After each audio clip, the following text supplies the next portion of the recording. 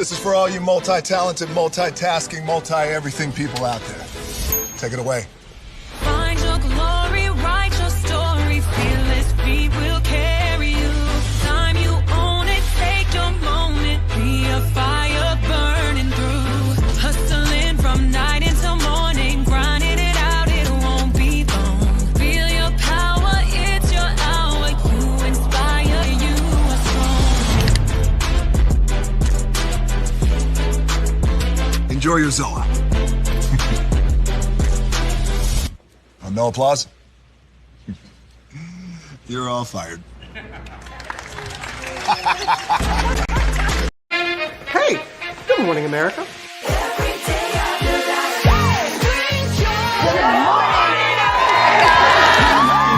Good morning, America. Good morning, America. Good morning, America. Money! Are you ready? They are ready. Covering the biggest events in the country right now. There's a lot going on here this morning.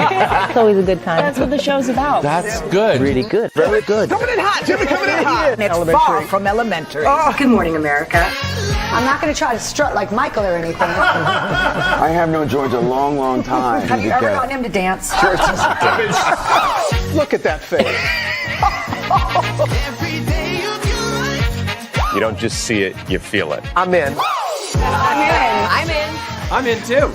I'll be there. I am here and so happy. I'm in. I'm in too. I'm in. That tells you something when Snoop Dogg's in. Michael, George, Lara, Ginger. Prepare for a journey beyond imagination, beyond belief, beyond anything you've experienced before. Universal Epic Universe, a new theme park where you'll step through extraordinary portals to 5 immersive worlds. Prepare for a cosmic voyage of discovery, an isle of fire-breathing excitement, a shadowy world of monsters and mystery, new wonders in the wizarding world, and a new way to play.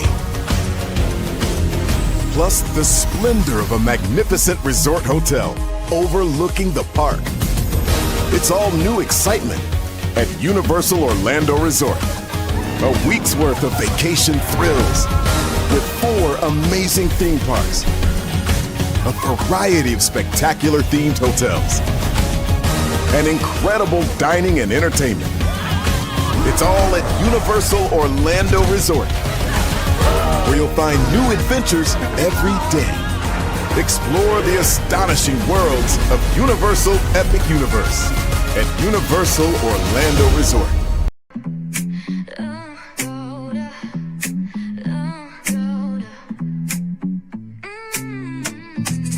Lights go low, the city goes high. Stories untold under moonlit skies. Brave lonely, got the vibe, got the flow for the culture. Yeah, you already know. Turn it up, lean back, feel the breeze. Late night truths drifting through the trees. It's for the culture, by the culture. Braylonly's got the soul to show ya. Breaking it down, lifting it higher. Feel the rhythm, spark the fire. Headlines flip with a soulful twist. Behind the scenes where the magic sits. It's the heartbeat of the now and the then, where the story starts and never ends. Tune in, lean and feel the groove. Every moment, a vibe you can't lose. It's for the culture, by the culture. Braylonly's got the soul to show ya. Breaking it down, lifting it higher. Feel the rhythm, spark the fire.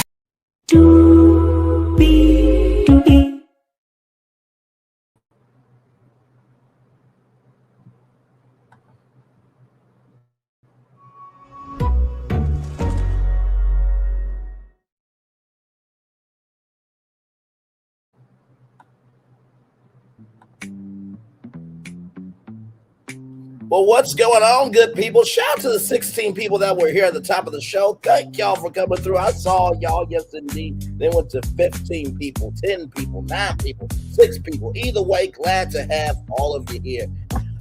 Child, you saw the thumbnail. You know my voice, and damn it, you know why you're here. 10 people here now. Thank you so much. Glad to have all of you. We have 1, 2, 3, 4, 5, 6, 7 destinations for you all this morning.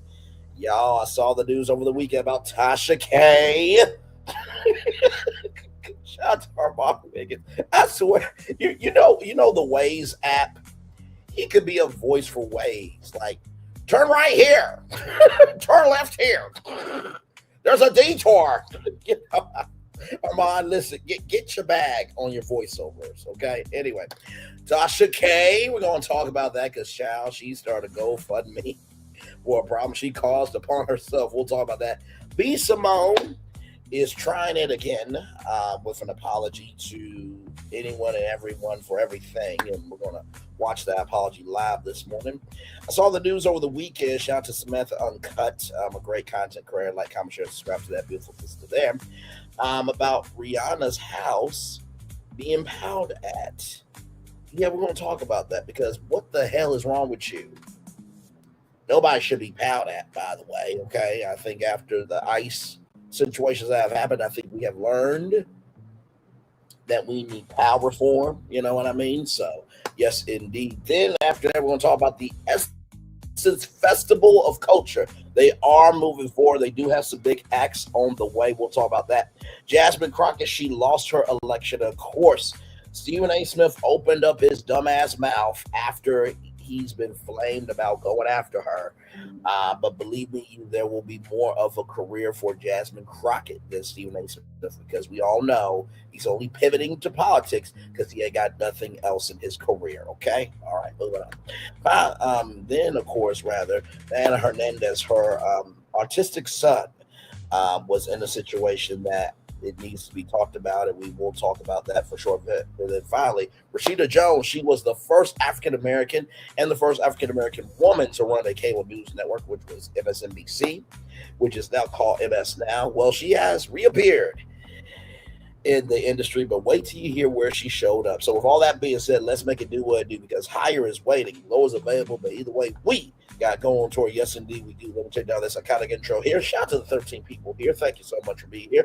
You see that virtual tour background? Yes, you do. You hear that virtual tour music too? Yes, you do. Because one thing to know, and two things for sure, that over here on this channel, a lot happens early. Roll. It's a new morning for America's family. Sun's coming up, so make it all that it can be. You know a lot happens early. I'm Harry Smith. I'm Julie Chen. I'm Maggie Rodriguez. Morning everywhere. Come on, get up. I'm Russ Mitchell. And I'm Dave Price. And it's a little early for this. Right now, this it's a new morning for America's family. Sun's coming up, so make it all that it can be. You know a lot happens early. Every day's good when you're starting it off right. But whenever you're starting the daylight, a lot happens early. Can you feel it? And I say, Good morning, everybody. Are you girls ready for the Jonas Brothers? We have an early show exclusive. Yes. A lot happens early. Early. A lot. A lot. A lot happens Early. The Early Show, weekday mornings on CBS. It's a new morning. Yes, it is a new morning. Julie Chen, Moonves, and to Russ Mitchell, Dave Price, and Harry Smith, Maggie Rodriguez. You're absolutely right on this channel right here. A lot happens early. Good morning, everybody. Hopefully all is well for each and every single one of you. Let's get to the getting and doing what we do because we have 7 destinations for you all. Y'all, we got to start off with Tasha K. Oh, my Lord Jesus, y'all. Shout out to Crash Files and Karmic Resolution. 2 great YouTube channels there. And I have to tell you, I listened to the whole response of Tasha K's Twitter Spaces, and oh my God, the people that were on the stage saying screw this, that, and the third. Ciao. Y'all do realize, right, that there is a huge possibility that y'all could give all this money to her, right? As big, bad, and bold as y'all were talking, because all y'all do is talk. You're all talk, no bites. Okay. You do realize y'all could give her all this money, and then Cardi B and them will still say, no, we want the money from her pockets. You do realize that, right? But okay, child, let's get into it because I'm just. Oh my God. Okay, here we go, everybody.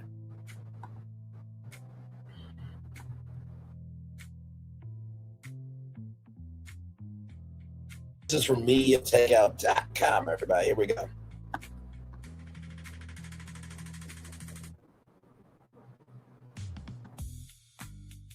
I guess this is Mia Takeout's words, not mine, okay? Tasha K starts GoFundMe today to pay off Cardi B, and it's flopping. Tasha K launches GoFundMe to pay Cardi B $3.5 million judgment. The legal drama between Tasha K and Cardi B is heating up again, and this time it looks like Cardi's legal team is turning up the pressure. Sorry, y'all. It's turning up the pressure now. Listen, here we go.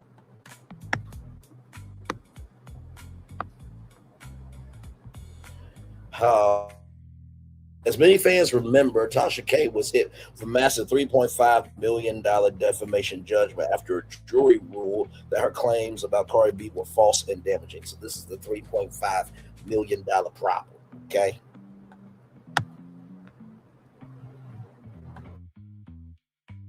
Since losing the case, Tasha has continued posting videos online where she mocked Cardi B and joked about not paying the judgment. According to sources speaking with Media Takeout, Cardi's lawyers are now aggressively moving to collect the money.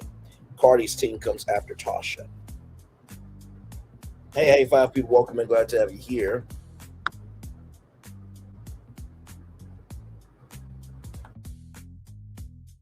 Insiders say Cardi's attorneys have recently taken steps to intensify the enforcement of the judgment, meaning Tasha can face additional legal consequences if the debt remains unpaid. That pressure appears to have pushed Tasha into a new strategy. Tasha K starts a fundraiser. In a surprising move, Tasha has now launched a GoFundMe campaign asking her supporters to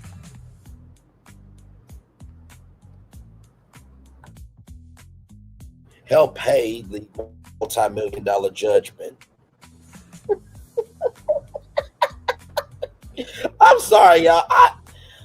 My brain is just thinking through so much of other situations where GoFundMes have appeared, been misused, and been abused. Okay, child. But moving on.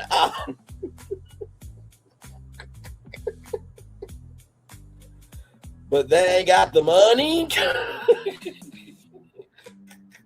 They can't get an interview.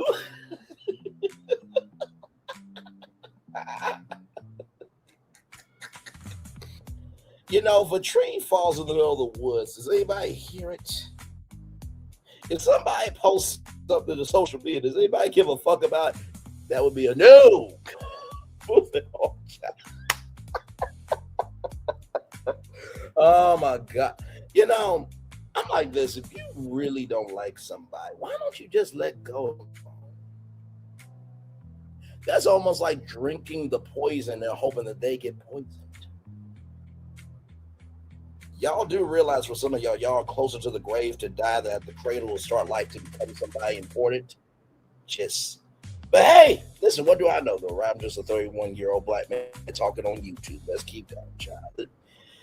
This is a lot right here. Let's keep going.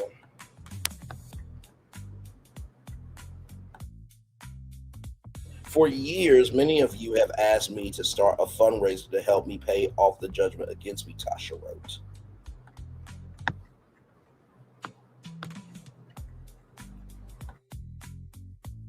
I have always refused because I believe it was my responsibility to handle it on my own. But after many conversations with you all, I'm finally listening. I'm just trying to think. Like, I know she got like TashaKLive.com, but like, does she have like a Zoom group that she like talks to her fan council or something? And that's where she's had that's where she has had conversations with those people.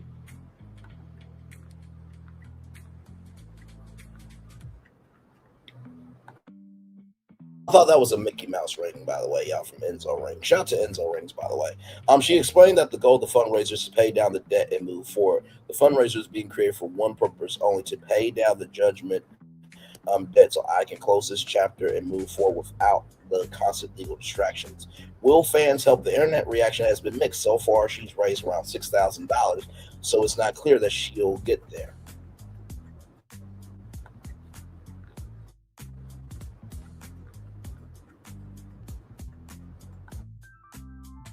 Now, some supporters say they are willing to contribute to help the blogger recover from what they view as a crushing legal penalty.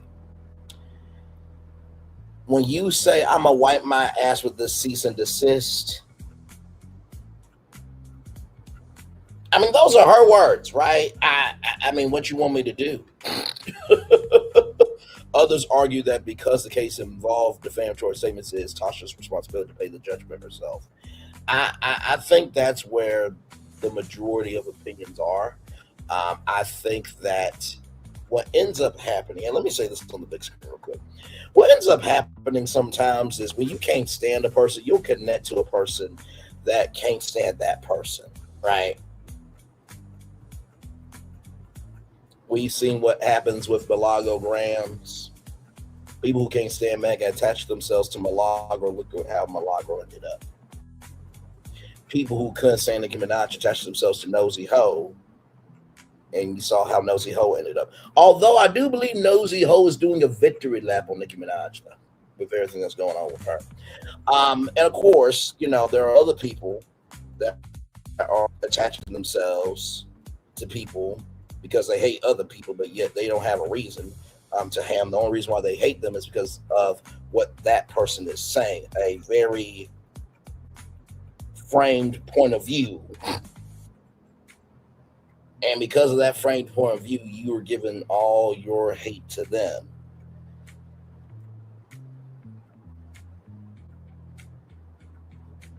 You know, the reason why some fan bases are toxic is not just because of the fans that are supporting that person, but it is because of the person controlling the conversation.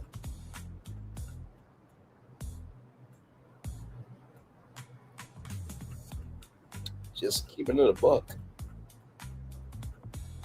Because it's mighty funny how people can talk big mad about other people, but when actual factual facts come out, then you want to be big mad. So you want to be upset by people using their First Amendment right to speak out on you. But yet, you feel like you can speak out on somebody, no one has the right to respond to you. So it's cool when you do it, but it ain't cool when other people do it, right?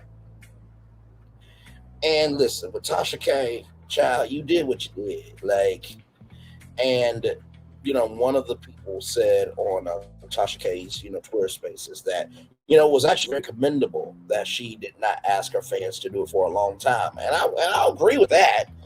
But also, too, is her responsibility. Like, you don't get participation trophies for doing the right thing. That's what you're supposed to do. Let's continue.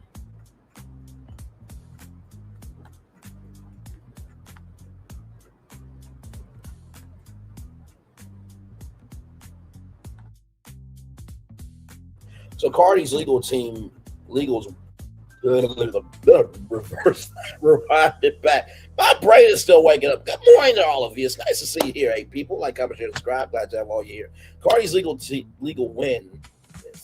Cardi's legal win, damn it, still stands for Cardi B. The case was a major legal victory that reinforced the seriousness of spreading false claims online. Whether Tasha K supporters will raise enough money to significantly reduce the judgment remains to be seen. But one thing is clear.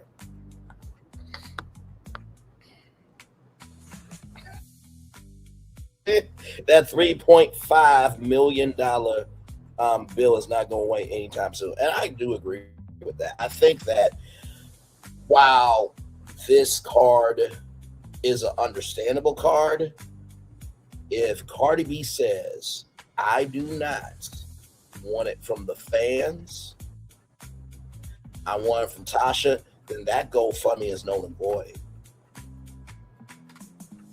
I'm not suggesting people report Tasha K's GoFundMe if they feel something's wrong. I'm not saying to drag her. I'm not saying that she's a liar, right? I'm not saying any of that. I don't want any of that to happen. But child, you do realize, right? Like, you're not in control of this judgment. And all Cardi's legal team has to do, like I said, is can Tasha actually go about it in this way from the fans? If you can, great. But if you can't, yeah, you got to give that $3.5 million back to the fans, right? So we'll see. We'll see. And by the way, here is the latest update on the GoFundMe.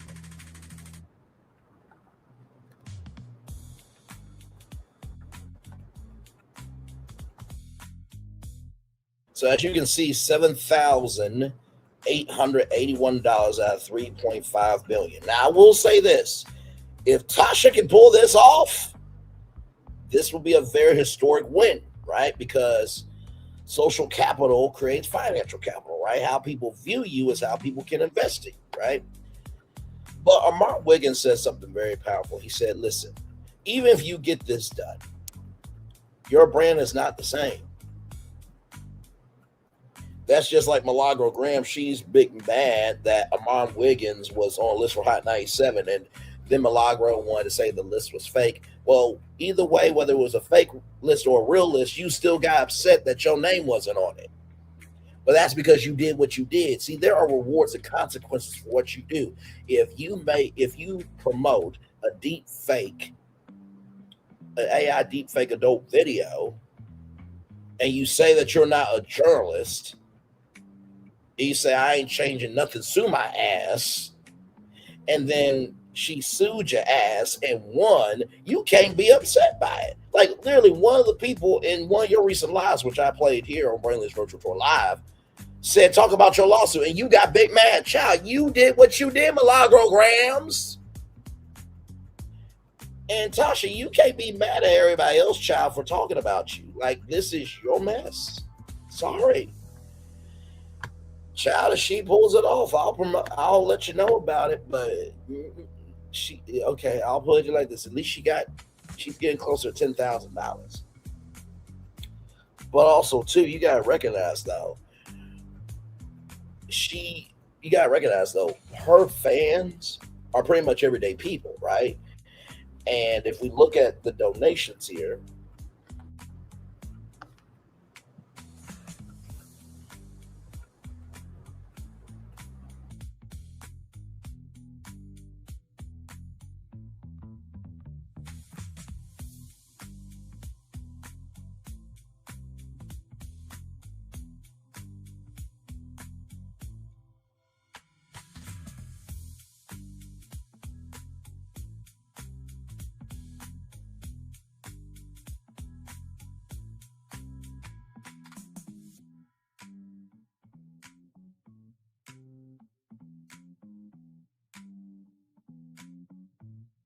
as y'all saw, her top donation is $150. That's her top donation. Now, she did say the CEO of Now That's TV wanted to just pay for it, had the money on the table, and they rejected it. That's their right to reject it. They want the money to come from you. This is your consequence. Okay?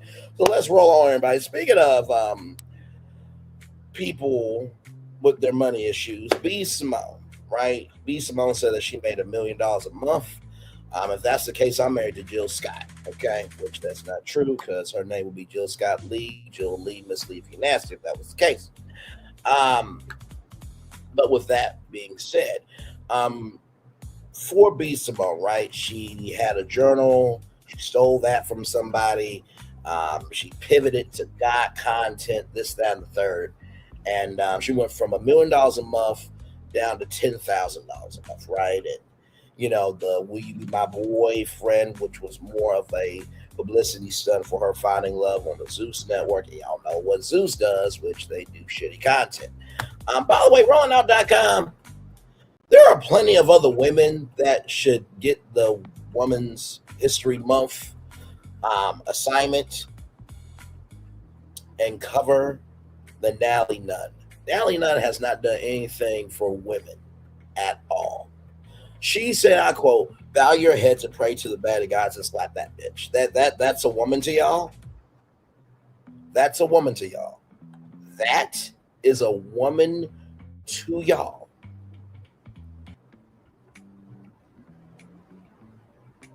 I believe Jasmine Crockett deserves the cover.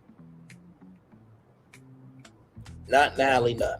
But hey, that's who they believe is a woman.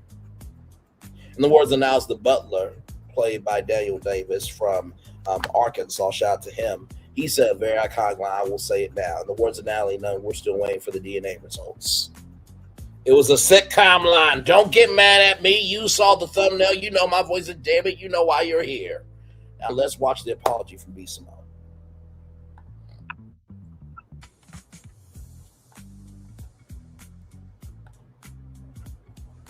I want to apologize.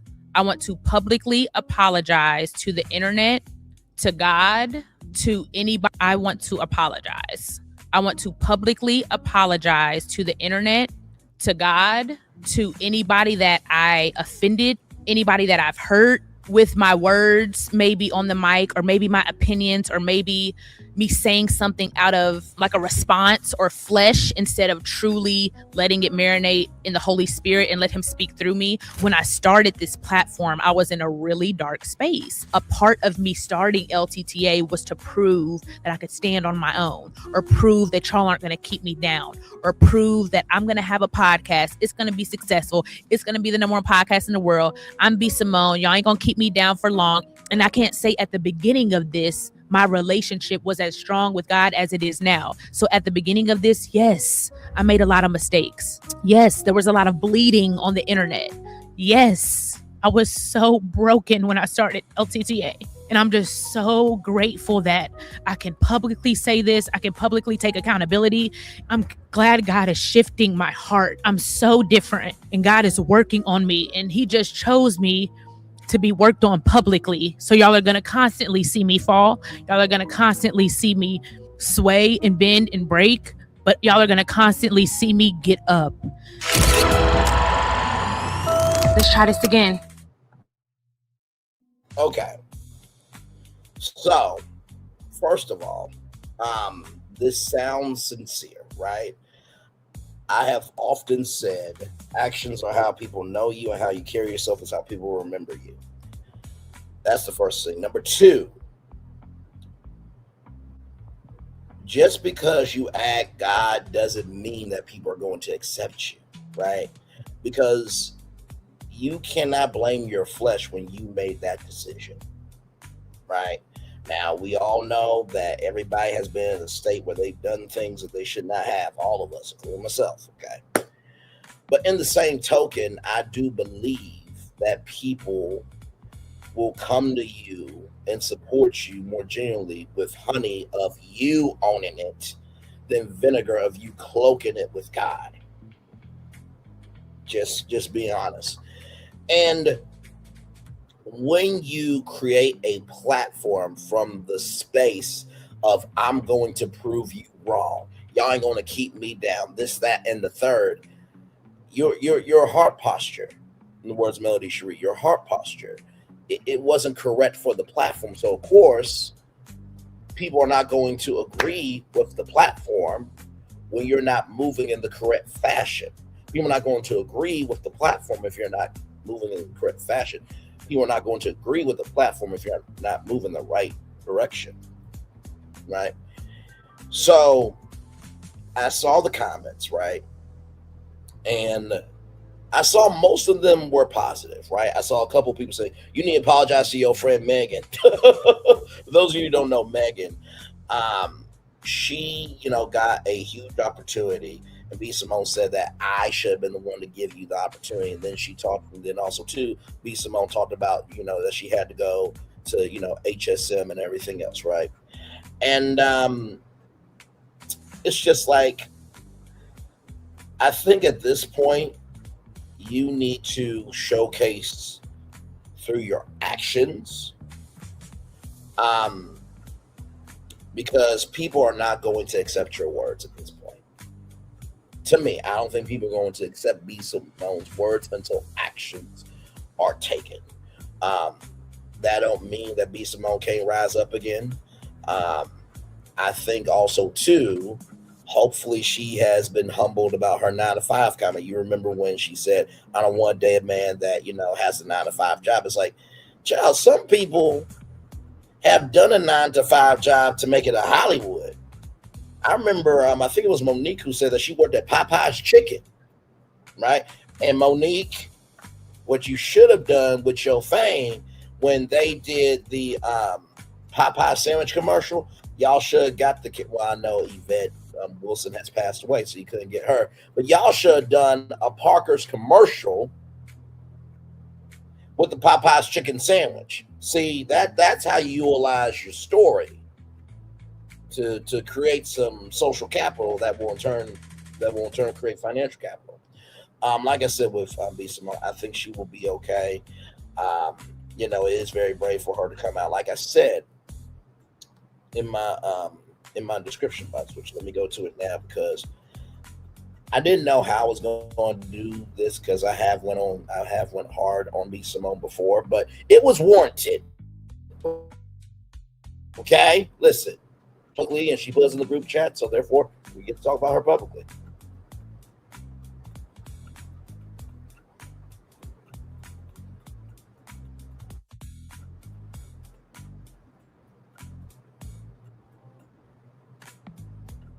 So I said here, let's see here. I have a lot of thoughts on this, but in the same token, I think responsibility along with the space of being open for accountability is important. So that's how I truly feel. Responsibility along with accountability. Responsibility along with accountability. Responsibility along with accountability. That's how we move forward. Burger Sleuth, appreciate this. Jesus is the truth. Hell is real. We all sin. He died on the cross to pay for our sins, was buried and rose again on the third day. Put your faith in him alone to save you. Trust in him, what he did for you. Thank you for that. Listen, I agree with all of that. But I also agree, too, that we are human. We do make mistakes, but just because we make mistakes doesn't mean we should be thrown away. Now, I know what Milagro is going to say. Well, you just went in on my ass. Milagro, the reason why I went in on your ass is because you were being a hypocrite about being mad about Deion Cole making fun of Nicki Minaj when you said, and I quote, "If you make a joke about me not being able to pay for my attorney, I might retweet that shit." So people can make fun of you, but nobody can make fun of Nicki Minaj. That's different. Okay?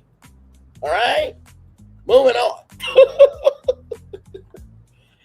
And I go back to Issa Rae's words when she said, "I'm rooting for everybody black." I wonder if that includes Amanda Seales or not. So, speaking of celebrities, y'all, let's talk about Rihanna. My Lord, my Lord, my Lord, my Lord.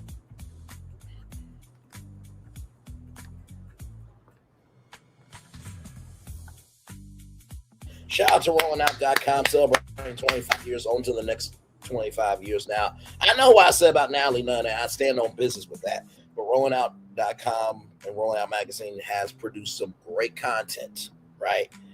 Just next time, get somebody that actually deserves the honor, because I feel like that was paid by Zeus. Linnell Plum was like, "Hey, could you please put Natalie Nunn on the cover of RollingOut.com for Women's History Month?" Because Baddies is failing, Natalie's an abuser, and we don't care about women, but we need a good look so we can, somewhat seem relevant when we really are non-existent to people. That was paid by Zeus and Linnell Plummer. I'm just keeping it a book with y'all. So anyway, moving on. Let's go over to Rihanna now. Here we go.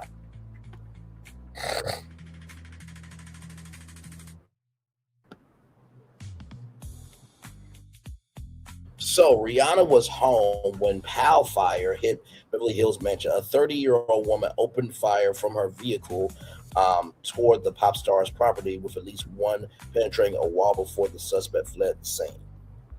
So trigger warning for everybody on this story here, this destination rather.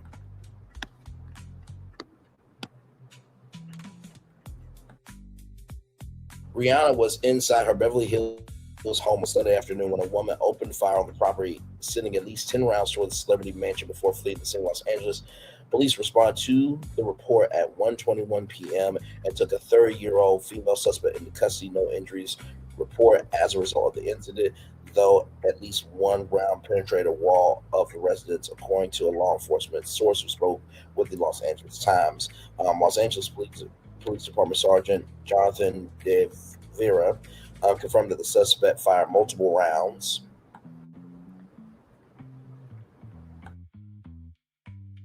inside her vehicle toward the home, which is located in the post office neighborhood of Beverly Hills. Radio dispatch audio from the incident indicated that approximately 10 pounds were fired from a vehicle parked across the street from the property's gate before the car, described as a white Tesla, fled southbound on Coldwater Canyon Drive.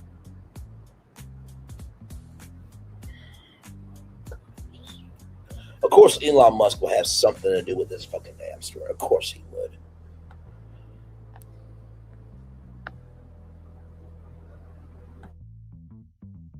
So what happened and how it unfolded? The sequence of events unfolded quickly on what would otherwise have been a remarkable Sunday. The suspect, whose identity has not been publicly released, remained inside her vehicle as she fired toward the gate property before to escape. Officers responded quickly, and the suspect was apprehended, though it was not immediately clear from available information how far she had traveled before taking into custody. The detail that Rihanna was home at the time makes the incident all more alarming. The pop star shares the colonial-style mansion with her husband.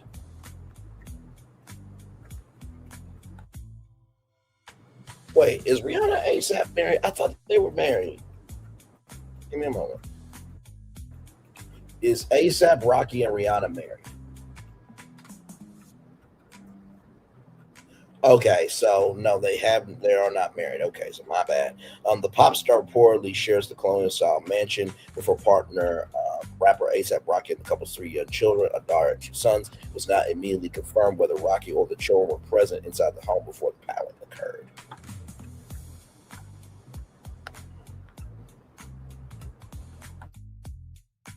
A high-profile target under a threatening threat. Rihanna is one of the most recognizable entertainers in the world for a career span more than 2 decades that has made her a global cultural figure well beyond the music industry. In recent years, she has spoken openly about the joy she finds in her role as a mother and her relationship with Rocky, and the couple has maintained a relatively private home life despite their extraordinary public profiles.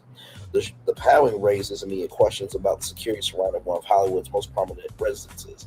Beverly Hills is among the most heavily patrolled and security conscious communities in the country, yet Sunday's incident demonstrated that even the most protected addresses carry vulnerability when a determined individual decides to act. A gated property, round-the-clock security measures, and a wealthy enclave did not prevent a woman from pulling up across the street and opening fire in broad daylight. Investigation ongoing. The LAPD has confirmed an active investigation into the incident. The suspect's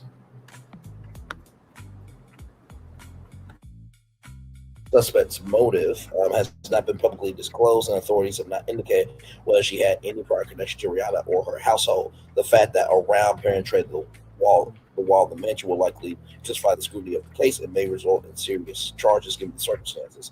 Representatives for Rihanna have not issued a public statement at the time of publication.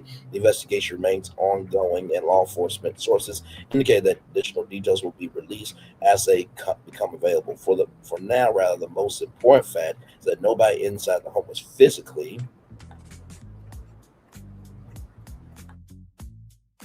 harmed, though the psychological weight of such an incident, particularly for a household with young children, is difficult to overstate. So what do I think about this destination? Fuck that bitch that did the shit. Fuck her. In the words of Billy Poor, fuck her. Why would you do that? If it's not cool for Nicki Minaj to be swatted, it's not cool for Rihanna to be powed at. There it is. Like, come on, y'all. Like, sincerely. Now, can you not stand the person? Sure. But when you bring it to real life, that's crossing the line way too far. And that includes cyber. stalking, bullying, and harassment. Okay, let's keep it a buck.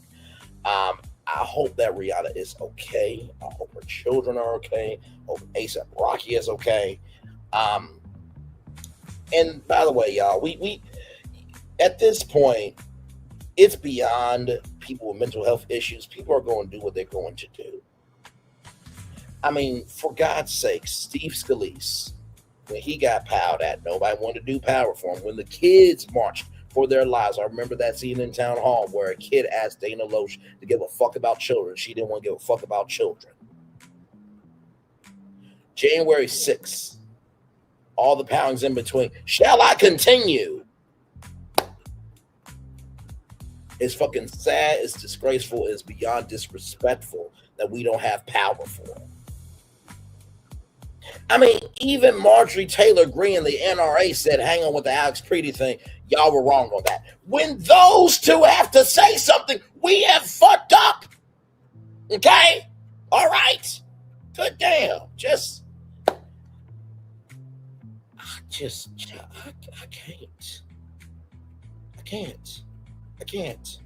can't. Let's continue because there is more here.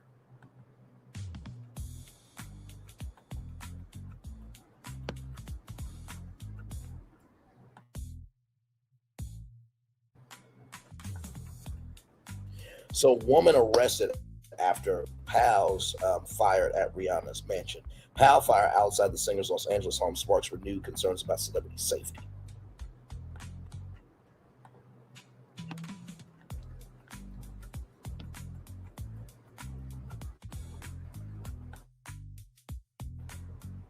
Hello, Gaming with Tristan. Welcome in. Glad to have you here. Thank you so much for being here. A quiet afternoon in Beverly Hills turned tense after a woman was arrested for allegedly firing multiple POW shots toward the home of global superstar Rihanna. Authorities say the incident unfolded Sunday, shortly after 1 p.m. in the upscale Beverly Crest neighborhood area known for its secluded estates and celebrity residence. Police were called to the scene.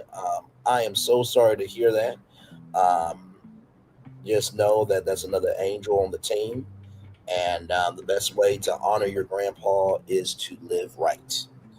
And it is okay to be human in how you feel. So there it is there. All right, back to this, everybody. An area known for its secluded estates and celebrity residence. Police were called to the scene after reports of POW fire echoed through the residential streets.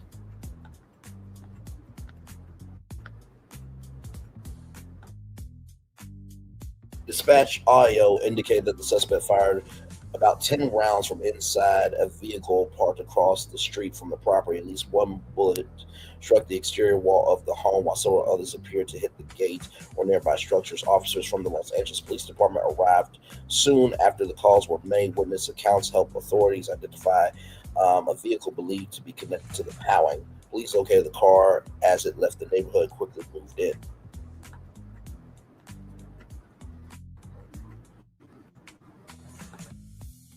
The suspect, described as a woman in her early 30s, was taken into custody a short time later. Investigators have not released her name. Authorities say the motive behind the powering remains unclear as the investigation continues. So this is a video here from KABC out in Los Angeles.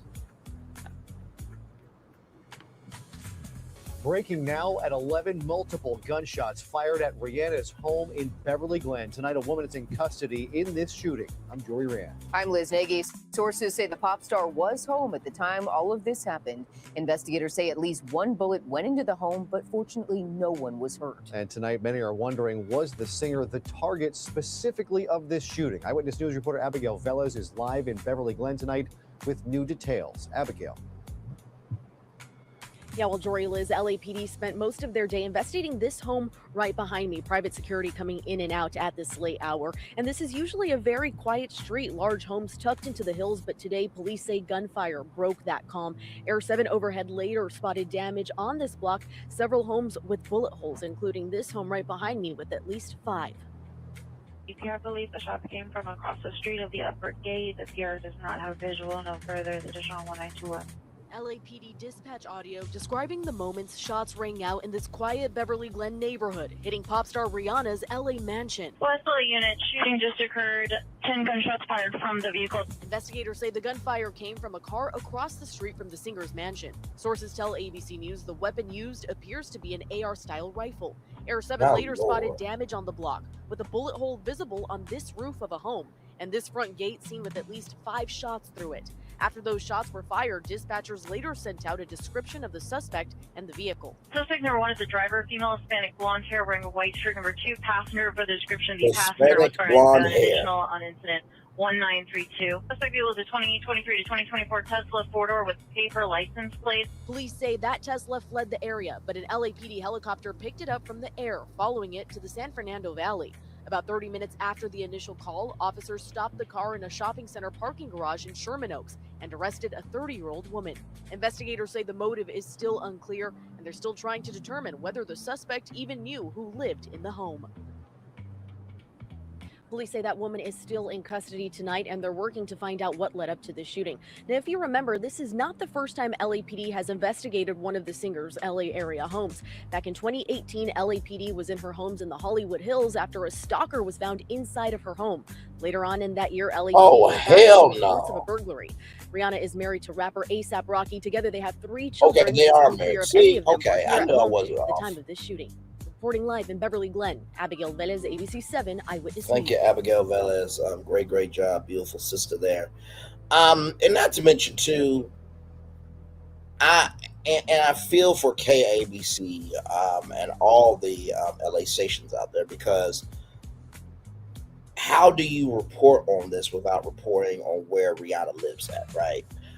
So now Rihanna's home is basically all across the world, even though they did not show the street that she was on. The 4 numbers were showcased, and so I do send nothing but love, light, and prayers to Rihanna, A$AP Rocky, and her children. Nobody, whether you are an everyday person or a celebrity, should be going through that.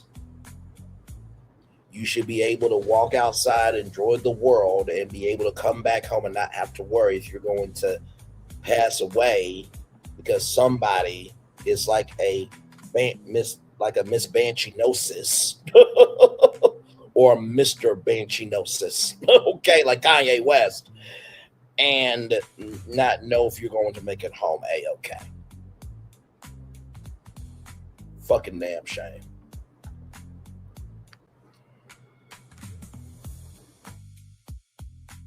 Rihanna inside the residence during the incident. Officials confirmed that Rihanna was reportedly inside the house at the time the POW fire occurred. The singer and business mogul who has maintained a residence in Los Angeles for years was unharmed. Police say no injuries were reported in connection with the powering.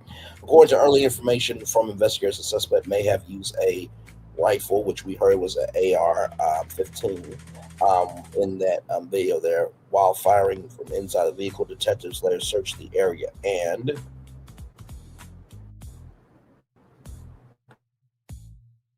recovered several shell casings from the street outside the property. One round penetrated part of the home's exterior wall, though most of the POWs appeared to strike the front gate or surrounding structures.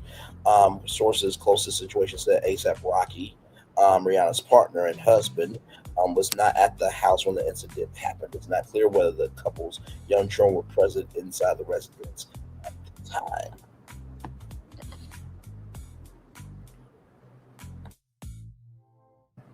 Authorities have not indicated whether the suspect had any prior connection to the singer or her family. Past security incidents at Rihanna's property. The powering incident is the latest in a series of security scares tied to Rihanna's Los Angeles residence. In 2023, the singer's driver became the target of thieves who stole his vehicle while it was parked outside the property. The theft raised questions about safety around the high-profile home.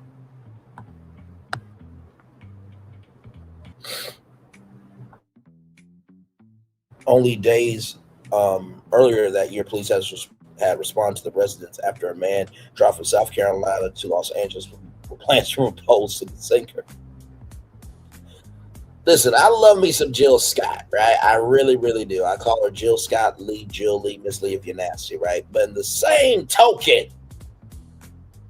no, you don't do that shit. No. Just, oh God. like I said, if you are Mr. Banshee-nosis or a Miss Banshee-nosis, go on an island.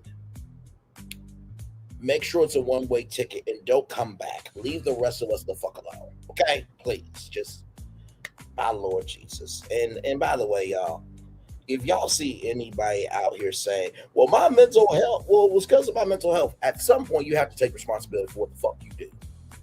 You cannot utilize that. There was a whole white man with Tourette's that said the GR at an award show. No, we're not doing that shit. Disability, mental health, whatever the fuck, be responsible or shut the fuck up. Moving on.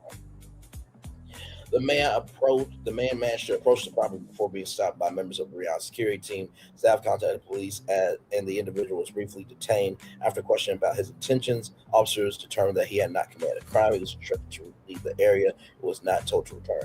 No, he committed a fucking crime. He was about to approach the property of a private citizen. No, no. He should have got charges.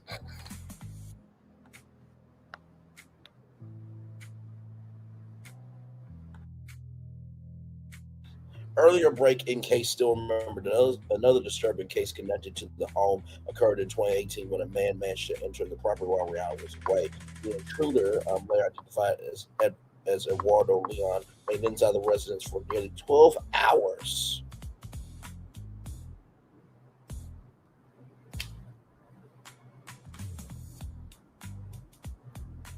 What the fuck were you doing in somebody's home for 12 hours? That's just too damn much. I mean, a second is way too damn much at that. Before he was discovered by one of the singer's assistants, authorities arrested the man shortly after he was found. Investigators later say he claimed to enter the home to meet the singer, though she was not home at the time. Oh my God. Although she was not there at the time. Sir, no. No.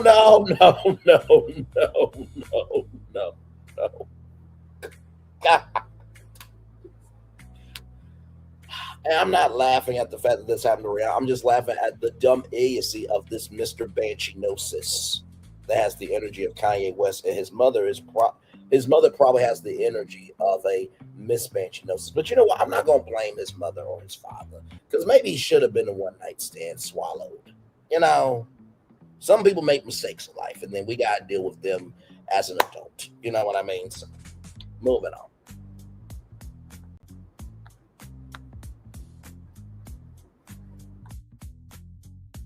Leon later pleaded guilty to several charges, including stalking, vandalism, and resisting arrest. A judge sentenced him to 5 years of probation. As part of the rule, he was also required to participate in a diversion program designed for offenders dealing with mental health or substance abuse issues. There it is. That's how we, rehab people. Also, too, they have to want to rehab themselves as well. Investigation into Rihanna Howling continues. For now, investigators are focused on determining why the pals were fired outside Rihanna's property and whether the suspect specifically targeted the singer or the home.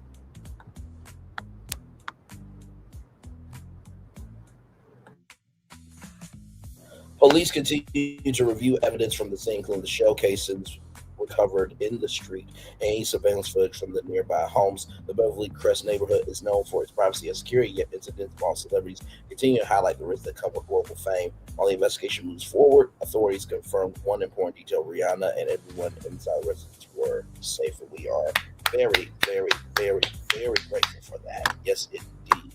All right, y'all. More Brain Lee's virtual tour. More Brain Lee's virtual tour live coming up right from this space right here and right now.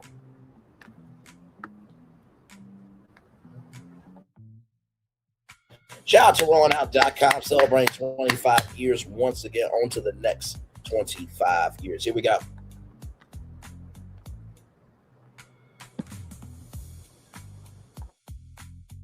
So Cardi B, Brandy, and Monica, to perform at the Essence Festival. Essence Festival evening concert series delivers with Cardi B, Patti LaBelle, Kehlani, Lotto, Brandy, and Monica. So let's get into it. Here we go.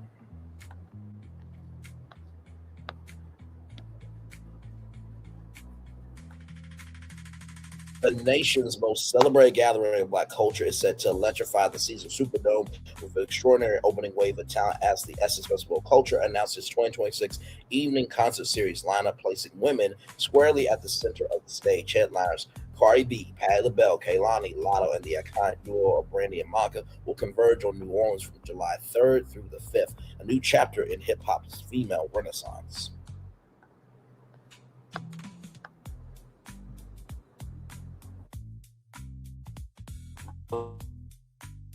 The most buzzed about festival's debut of Bronx-born rapper Cardi B, a Grammy Award winner whose ascent fundamentally reordered the possibilities for women navigating the upper echelons of hip-hop. Since breaking into the mainstream, she has consistently rewritten the playbook, shattering streaming records, commanding chart real estate, considered off limits to women in rap, and transforming her platform into an instrument of both cultural commentary and entrepreneurial expansion. Her arrival at the Superdome will mark the first time Essence audiences witness her command a stage that has long served as a cathedral for Black excellence.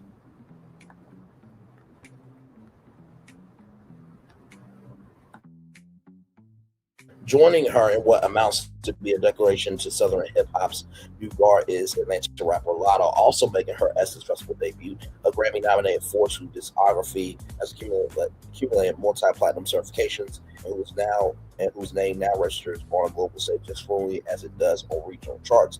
Lotto has engineered her rise through a combination of unflinching lyricism and sharp professional acumen. Her trajectory mirrors a broader cultural shift, one in which women from the South are not merely participating in rap's evolution, but actively dictating its direction.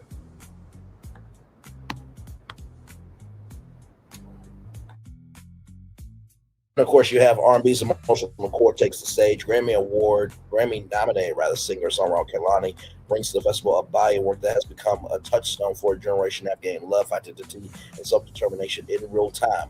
Known for a sound that defines easy categorization, threading neo-soul textures, trapped influence production, and intimate lyricism into something entirely her own. She has a mass following defined not merely by fandom, but by deep personal identification. Her Essence stage set is expected to function less as a performance and more as a communal exhale.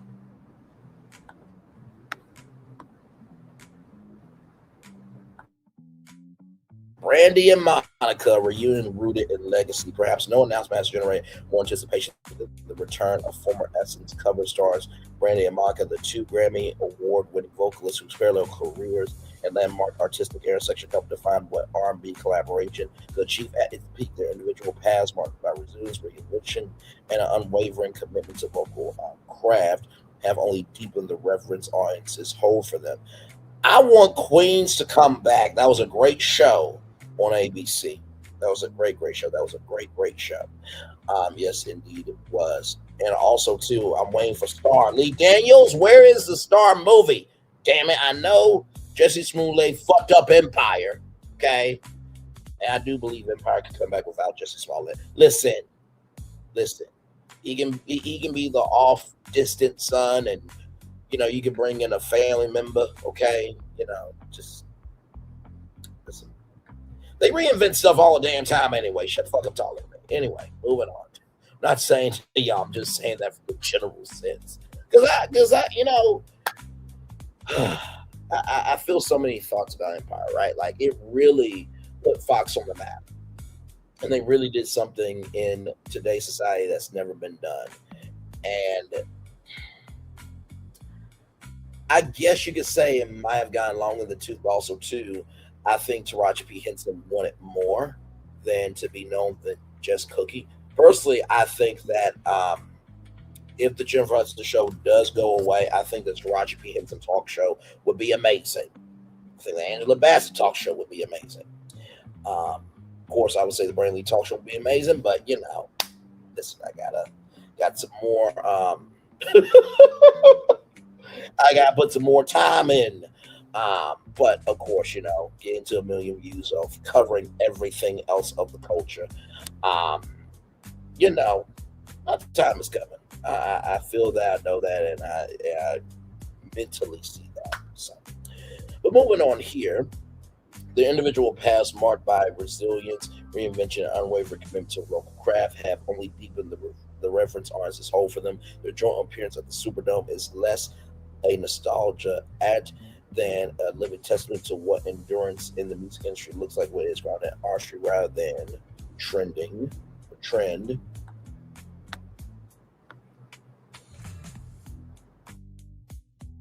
Trend chasing. Patti LaBelle, 6 decades and still the standard. No announcement carries the weight of history quite like the confirmed return of Patti LaBelle, the Grammy Award-winning soul architect who has spent more than 60 years set the standard of what live performance demands its practitioners. Her voice immediately recognizable, seemingly ageless, capable of conveying joy and devastation in equal measure, has served as a North Star for generations of artists who follow in her wake. Every appearance she makes at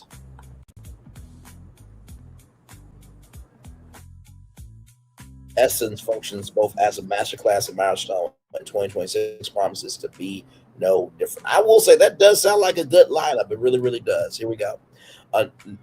New Orleans, ready for another landmark weekend. Organizers confirm that additional performers, curated programming expansions, and special guest announcements are forthcoming in a series of stage reveals over the coming weeks. The full scope of this festival experience extends well beyond the Superdome's concert floor, encompassing panels,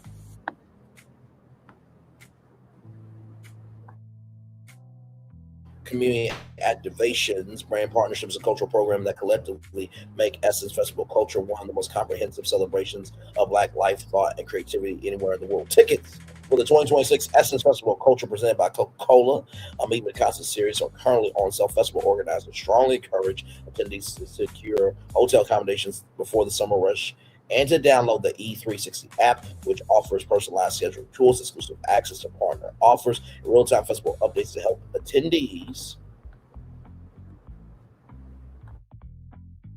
maximize the full weekend experience. The Superdome has hosted many nights that have became mornings people still talk about. July 3rd through the 5th, 2026 is shaping up to join that list. So, last time we talked about them when it came to them not being able to pay their bill, right, to New Orleans and everybody in between. And a lot of people are really not here for Essence because they are more about the African diaspora than it being about straight African American culture, right? And I will say this, right? I think that with the world that we live in, there are Africans over here and they deserve to feel included. But also, too, when you move away from the foundation of what people have known, then you lose your audience. So it's a very tricky balance. And not to mention, too, I mean, you look at Afrofuture, right? That was over in Ghana, right? They just had their first U.S. debut in Detroit. And I think that's a great way to bring in the African diaspora.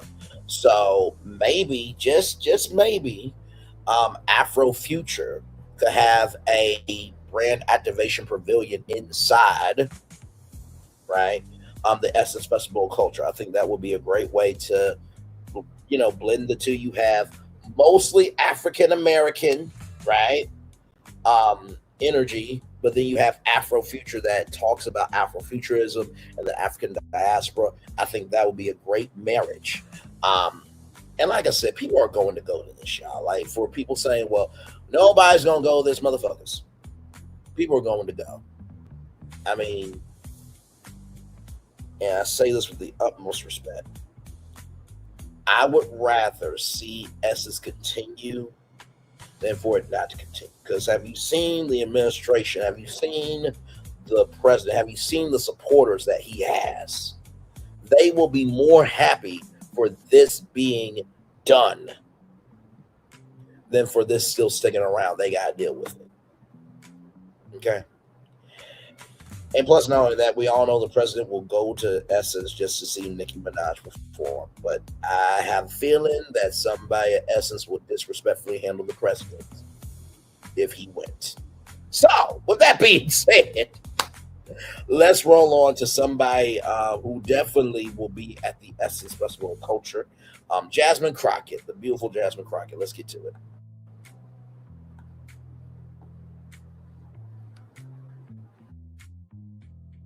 From blacknews.com, Congresswoman Jasmine Crockett loses Texas Democratic primary for U.S. Senate.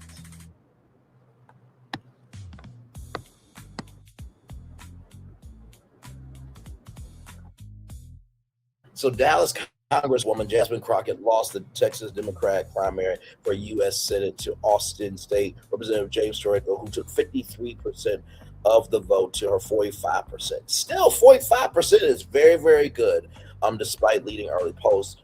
Crockett struggled with fundraising and competitive campaign. Results were slow in Dallas County, where Crockett is based, after hundreds of voters arrived late, prompting the judge to extend polling hours, as reported by Texas Public Radio.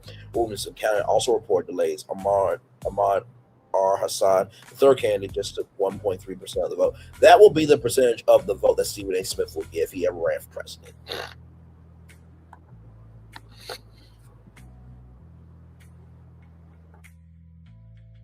Talco, 36, is an 8th-generation Texan and a former San Antonio teacher. He won a Texas House seat in 2018 and gained national attention during a 2025 Democrat walkout over redistricting.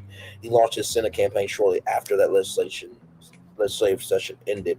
Crockett had a lead in early polling before officially entering the race in December, but Torrico outperformed her in fundraising, even surpassing incumbent Republican Senator John Curran. A January debate showed both candidates share some positions on major issues like ICE reforms and taxing the wealthy.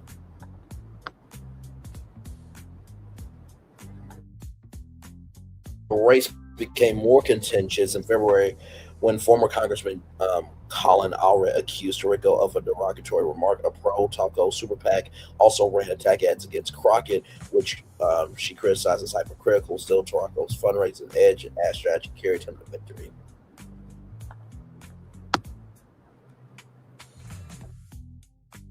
With Torrico now the Democratic nominee, he has additional weeks to campaign before Republicans John Cochran and Kim Paxton face a May runoff. The general election is expected to be a closely watched contest for the Texas Senate seat. Now, I will say this.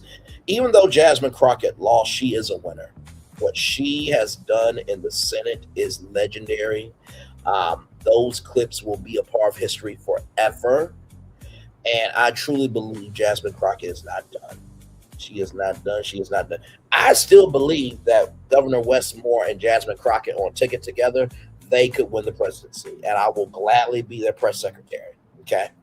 And yes, I will still do Brainley's virtual tour. Okay. I will still do that.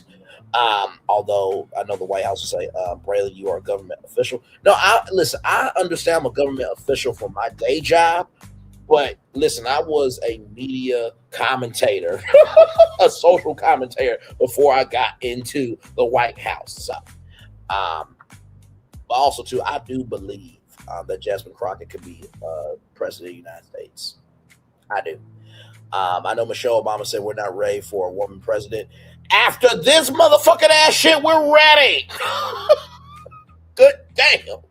So, just keeping it a bug. Of course, there's Whitney Houston with her eyes there, looking at us there. Good morning, Whitney. Hopefully everything's going well in heaven. Say hello to my family members up there for me. All right, let's continue because there is more Brainley's Virtual Tour Live coming right from the space right here, right now.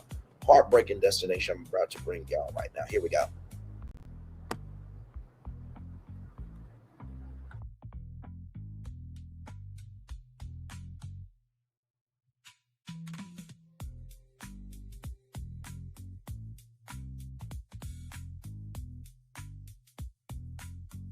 Also from blacknews.com, Black mom says her autistic son was abused during therapy session. Black mom says her autistic son was abused during therapy session. Black mom says her autistic son was abused during therapy session. Here we go.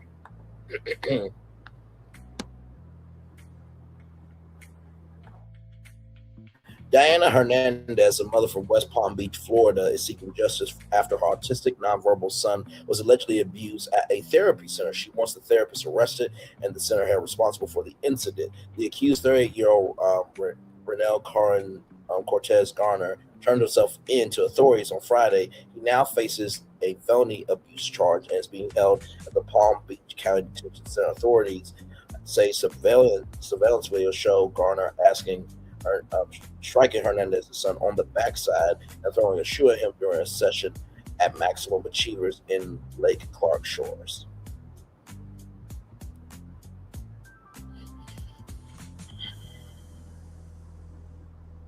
You know, there are times I wish Dexter was real for people like him and others.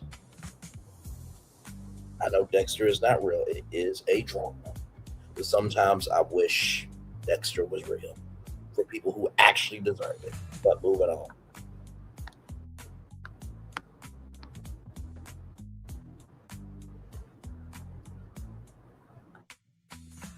According to CBS 12, the investigation began on February 23rd after police received a report about the alleged abuse. Lake Shores Police, in collaboration with Palm Beach County State Attorney's Office, reviewed evidence and interviewed witnesses, which led to Garner's identification and arrest. Surveillance footage shows the child playing with a ball with Garner before the abuse occurs. The video shows Garner and the child with his sneaker and tossing a ball and a shoe at him from close range. Rather, Hernandez described watching the footage as heartbreaking. I honestly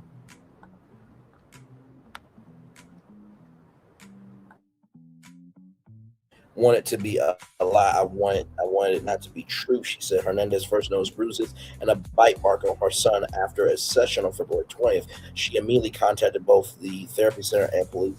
Her son attends Maximum Achievers alongside his twin brother, who works with a different therapist. He's traumatized, but I'm just so surprised how strong he is. He is still smiling.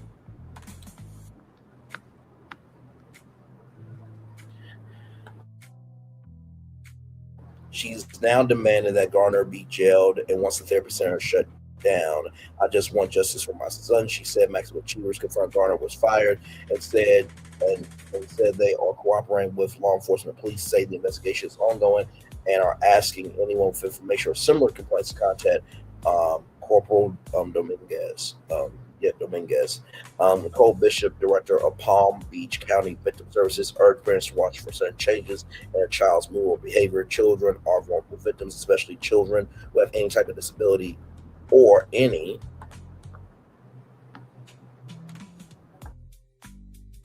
people actually with disabilities. They are more susceptible to being harmed by others, Bishop said. It's horribly sad to see these things happen in our society.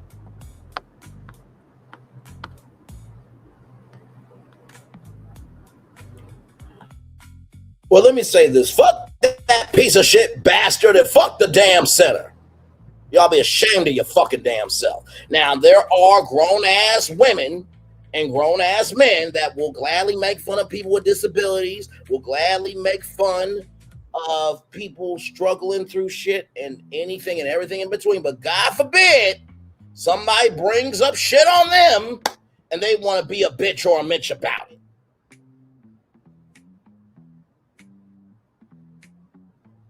God forbid if somebody posts somebody's child online and then get big mad that other people disrespectfully handled your ass.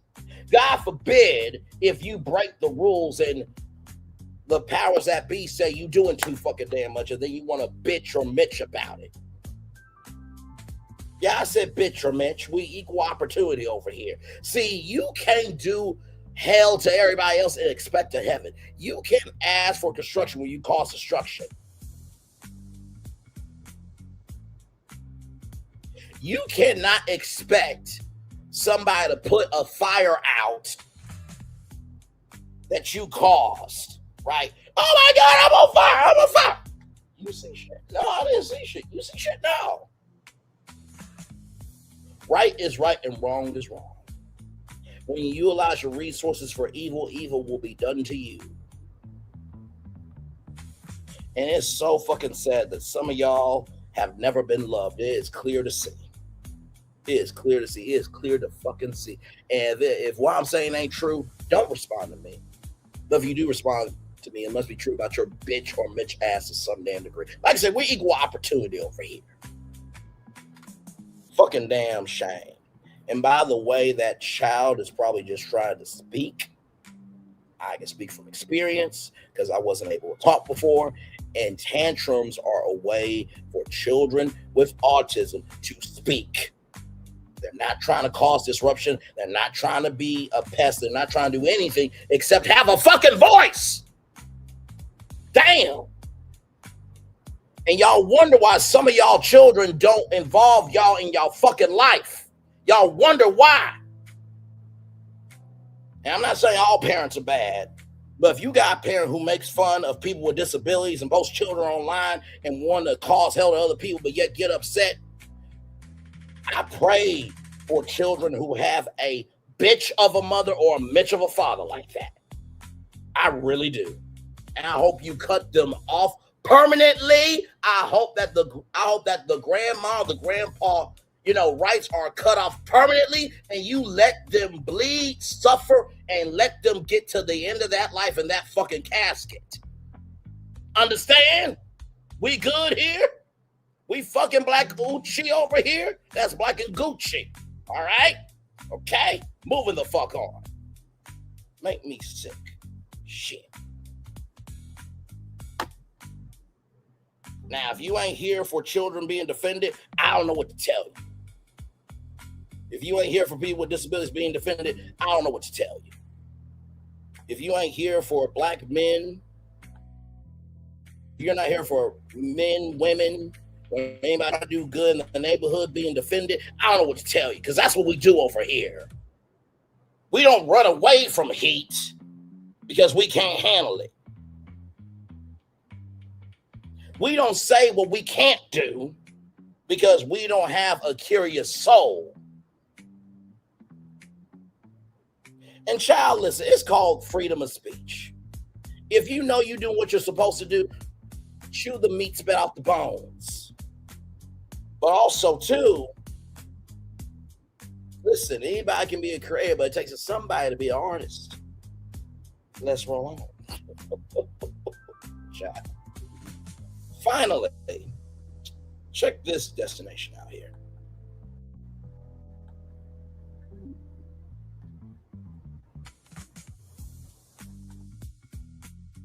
From Variety.com, Rashida Jones, former MSNBC chief, to lead Piers Morgan's uncensored content venture.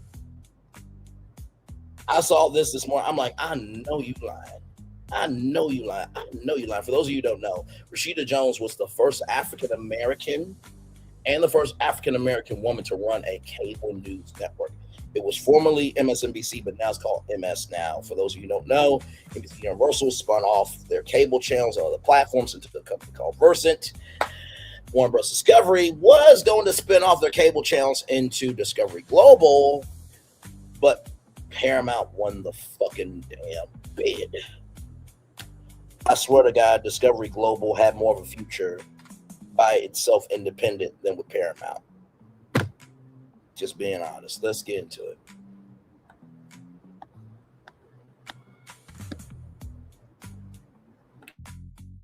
Rashida Jones led a network often accused of being too woke. By the way, woke has been so overused. Being woke is understanding the world is not about you. Being woke is understanding that maybe there are bigger issues to deal with, but also being woke is understanding the spectrum that everybody has something to contribute, and we need to go beyond just the surface level of the headline and dig deep into the minutia of why something should matter. That's what woke really means. Okay. Piers Morgan, has for the last few years rallied against people taking such a stance. Together, they hope to carve out a new territory in the media sector. Jones has been named CEO of Uncensored, the content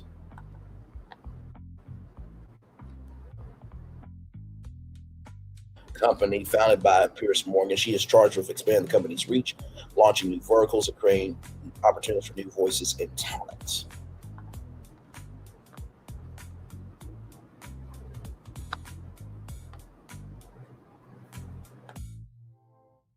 Piers Morgan developed an incredible platform with Uncensored that's already going head to head with legacy media. Jones said a statement. In today's fragmented media world, audiences are craving real conversations grounded in authenticity, rigor, and debate. Uncensored not only delivers that, but it's ahead of the curve.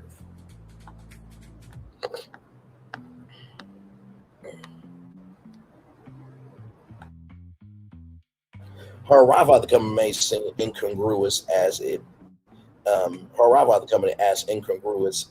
might seem at first glance, takes place after Morgan December unveiled plans to extend his own Uncensored show into other topic areas. Morgan's Uncensored intends to launch verticals tied to subjects including lawful interviews, sports, true crime, royals, among others, all to debut in months to come. Morgan has been working with William Morris Endeavor. For those of you who don't know, those were two separate companies. Endeavor was a separate talent agency. William Morris was a separate talent agency, and then they merged. Okay, just give you a little context, conjecture, and connection there. Continue. One of the industry's top talent agencies to build his business, WME will work alongside Morgan's business manager, Alan S. Goldman of Gundefeld, Renner and Feldman, and Alex Campbell, executive editor of Uncensored. The move represented a homecoming of sorts. Morgan had been represented by WME for years, but left in 2009 with his longtime agent, John Ferrer, parted ways with the firm. Ferrer passed away in 2019. It was one of his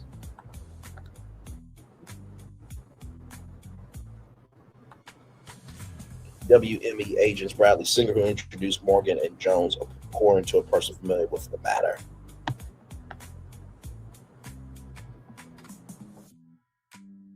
How did the two meet? Jones, who left MSNBC in January last year, had been consulting for Antenna Group, working with his chairman, Theodore Torku. According to the person familiar with the matter, Antenna Group became one of Uncensored's lead outside shareholders. Morgan was seeking an executive who understands content distribution and how to build an enterprise. This person says at MSNBC, Jones had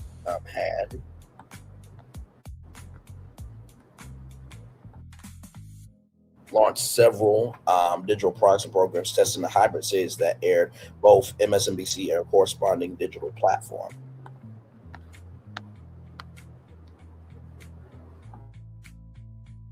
Morgan and his colleagues have been working with the Rain Group, an investment bank that specializes in the media sector, on a $30 million fundraising round that was expected to value the company at $130 million, according to people familiar with the business. Investors in Uncensored include Rain Venture Fund, Antenna Group's Kuriku and family offices. Joe Ratovich, a Rain partner and co-founder, will join the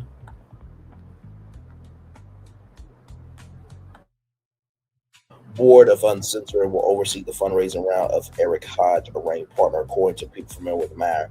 Since leaving MSNBC, Jones launched a Master Strategies, where she advises media, sports, tech companies in their merger and acquisition and content strategies. She was also named a fellow of the Knight Center for the Future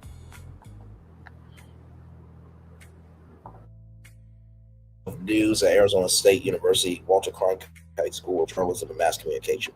Well, first of all, Rashida Jones is an amazing woman.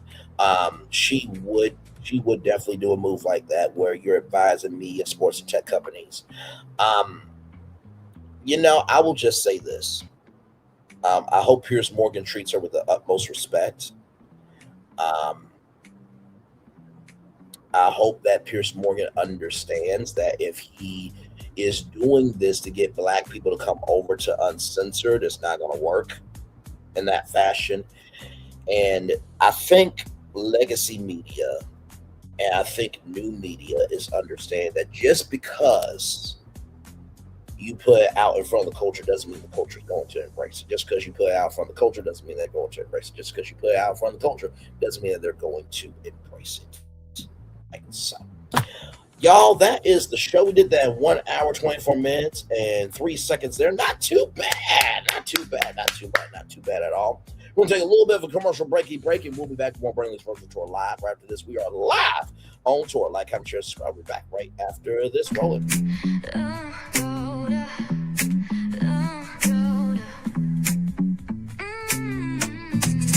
Lights go low, the city goes high. Stories untold under moonlit skies.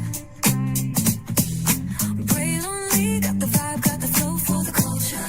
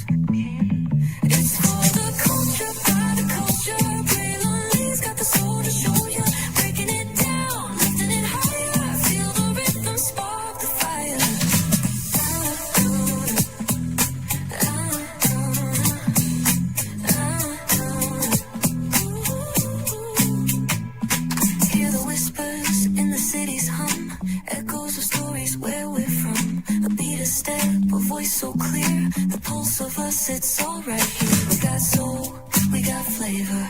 Every moment is a savior. Every experience is an overcomer.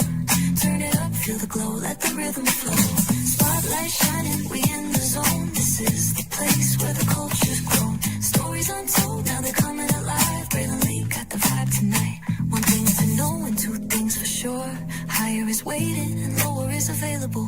But either way, we gotta go on tour. It's Braylon Lee's virtual tour, where the culture makes its move. Feel the love, feel the truth. This is us, this is you. From the unknown, the unembraced and more. This show, this brand and the possibilities of what can be is all here for you. I'm just a kid from the rock, trying to be a rock for people, trying to make it best they can to become. Being moved as a creator of power, to lift up all of us, not just a selective few.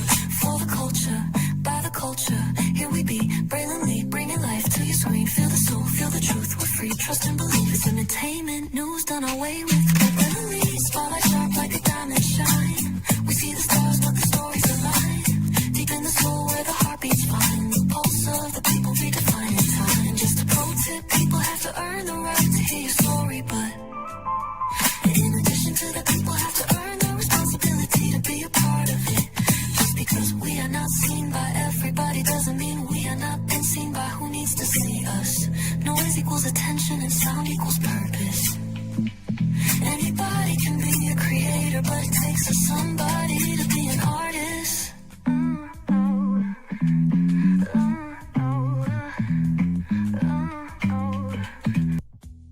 Introducing the greatest escape in the Caribbean, the island you've been waiting for. Welcome to the Great Life on Great Stirrup Cay. This is the greatest pool you've ever seen life, 28,000 square feet of it, and the epic water park life. It's where you can truly experience the whoa life and the floating through paradise life. It's time to escape to a mind-blowing, sky-high tower of water slides and the Here We Go life. Escape to the one more please wherever you please life and kick it into high gear. Escape to where you can kick back and relax. The great life is waiting. Escape to the incredible new Great Stirrup Cay, only with Norwegian Cruise Line. New Orleans don't make a lick of sense to most people. A big city built below sea level that throws logic out the window and beads to strangers. And our chicken is no different. A fast food restaurant selling fried chicken that takes 12 hours to marinate? That makes no sense. But it does make delicious. The best recipe for big flavor ain't about logic. Because you know magic when you see it or when you taste it. We don't make sense. We make chicken. Love that chicken from Popeyes.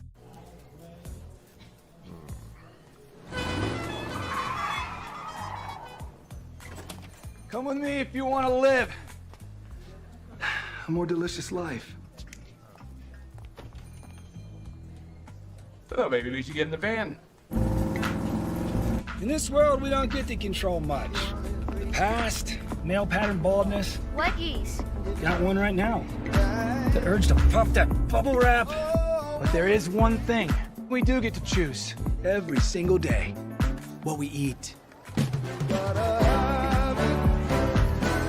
Welcome to the Sonic Department of Research and Deliciousment. We have everything you want, didn't know you wanted, and some things you didn't know were possible. Because we believe if you're not having fun, you're not living free. So come on, let's live a little. McDonald's. I'm loving it. McDonald's. I'll be all right back. Welcome back into Braylon Lee's virtual tour live. Glad to have all of you here. What a jam-packed show this morning. Talked about Tasha K. And Armand, you need to get your voiceover money, brother, and on double, okay? Like I said, Tasha K. Fund me. We'll see if it makes it to $3.5 million, child. I just have a feeling that Cardi B and her team will say no. I want the money to come from you. B. Simone making the apology like her actions will be the true test, and the consistency of her actions will, validate if people should care or not. Rihanna, thank God that her children, A$AP Rocky, are okay. And fuck the bitch that did that to Rihanna. That was crass, disrespectful, and dilapidated behavior. The Essence Festival of Culture looks like it's going to be a good lineup. Hopefully they'll have their bills paid too. And like I said, y'all, if we don't support our events and promote what else is happening, because they're happening than just talking about one topic. Okay? But my Lord Jesus, some of y'all do the constant same drivel over again. I'm not talking to anybody who is covering other shit. If you're covering one topic, including other things, okay, cool. And like I said, you ain't got to do it my style, you ain't got to do it Kim Power style, you ain't got to do it Lovely T style, but goddamn, life is not one dimensional. Why are you making yourself that way? Jesus. But hey, listen, what do I know? I mean, see, what do you have to say about all this? Because I know you got some good wisdom for us. Because here's the thing, a good streamer can find other content. Because here's the thing, a good streamer can find other content. Because here's the thing, a good streamer can find other content. Because here's the thing, a good streamer can find other content. One more time, and I'm gonna see what can a good streamer do? Because here's the thing, a good streamer can find other content. That's why I thought. Just saying. So, but anyway, shout out to the Essence Festival of Culture. Hopefully it goes well from July 3rd through the 5th. Yes, indeed. Down New Orleans, Louisiana. Led by Top Relay, the good times roll, baby. Jasmine Crockett, she did not win. But her career is far from over. I believe there is more than Stephen A. Smith in politics or anything else. Okay, all right, moving on there. Diana Hernandez, fuck the person that did that, fuck the damn center. Now, if the center takes responsibility for it, then we good. And he turned himself in, so, but still fuck him for doing that shit, because you should not be throwing a shoe at a child. Or anybody for that fucking damn matter. And then Rashida Jones, like I said, child, just be careful with Piers Morgan. If you're not feeling respected, then move the fuck on.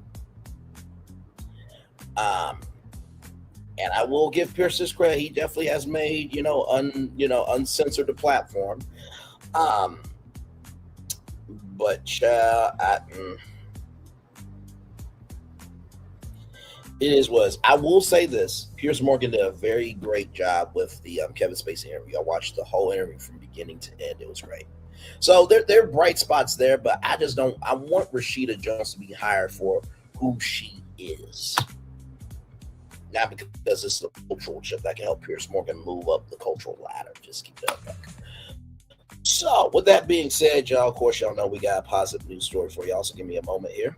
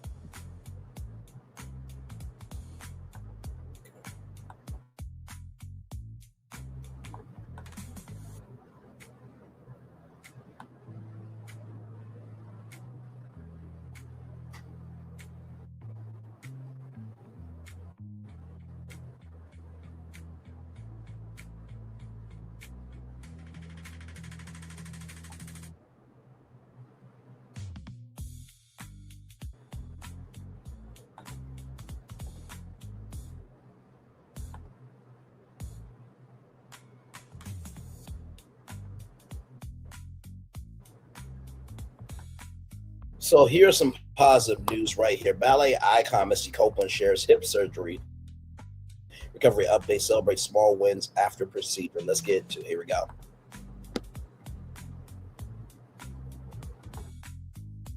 Trailblazing ballerina Misty Copeland is opening up about her road to recovery following hip replacement surgery. The American Ballet Theater shared a heartfelt update with fans, revealing that her recovery journey began with undergoing hip replacement surgery in December. Copeland described the experience as a process of patience, resilience, and learning to trust her body again. In a social media post, the dancer reflected on the progress she made.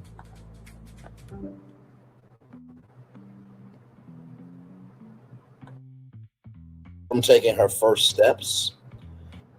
assisted steps rather, to walking on her own. She said each phase of the recovery process has been meaningful as she works to regain strength and mobility. Copeland emphasized that healing hasn't been linear, explaining that consistency, support, and resilience have helped carry her through the process despite the challenges she has shared. She is proud of how far she has come.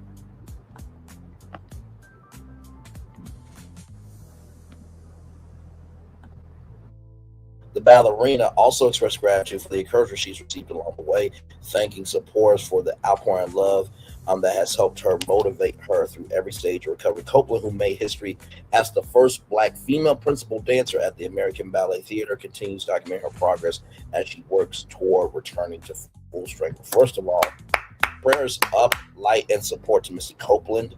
I did not know that she had a hip replacement surgery, but and I think this is the thing that is so beautiful about this time period that we're in.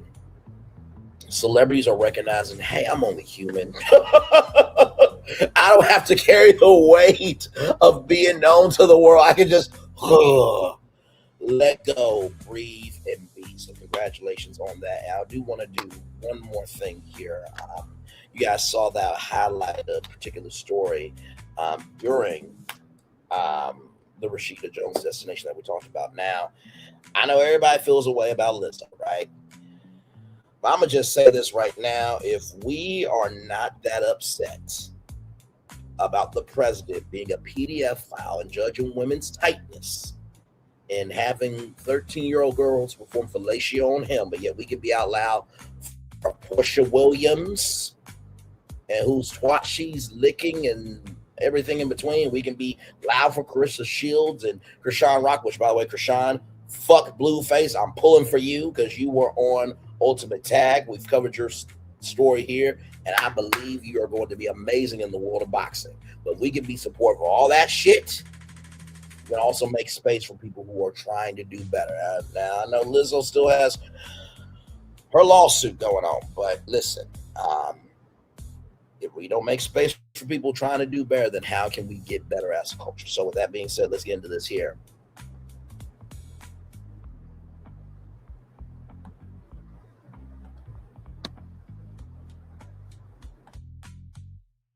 From Variety.com, Lizzo's Pitch Perfect residency at the Blue Note Jazz Club launches a dazzling new chapter. Concert review by Jim Oswald. Here we go.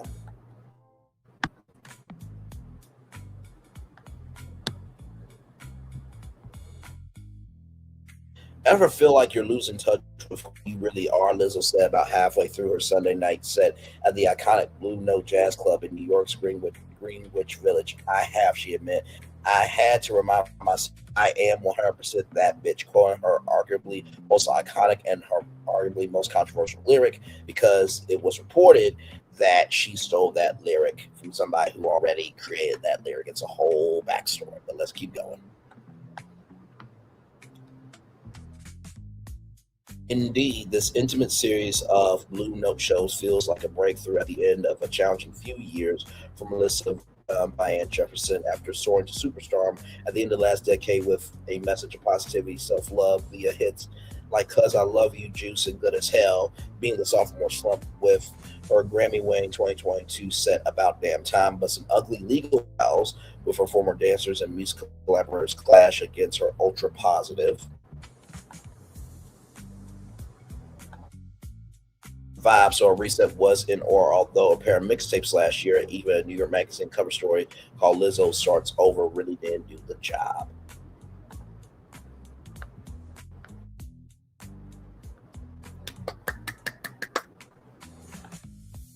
We stand for Angela Bassett over here, damn it. Moving on.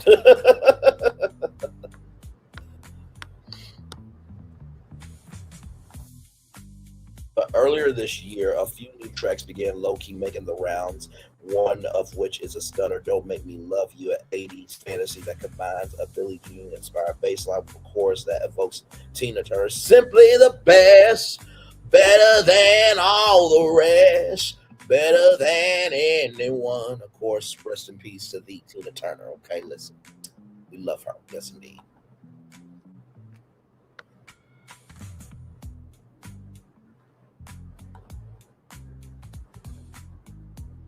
And your mama's good looking. Oh, so hush, little baby, don't you cry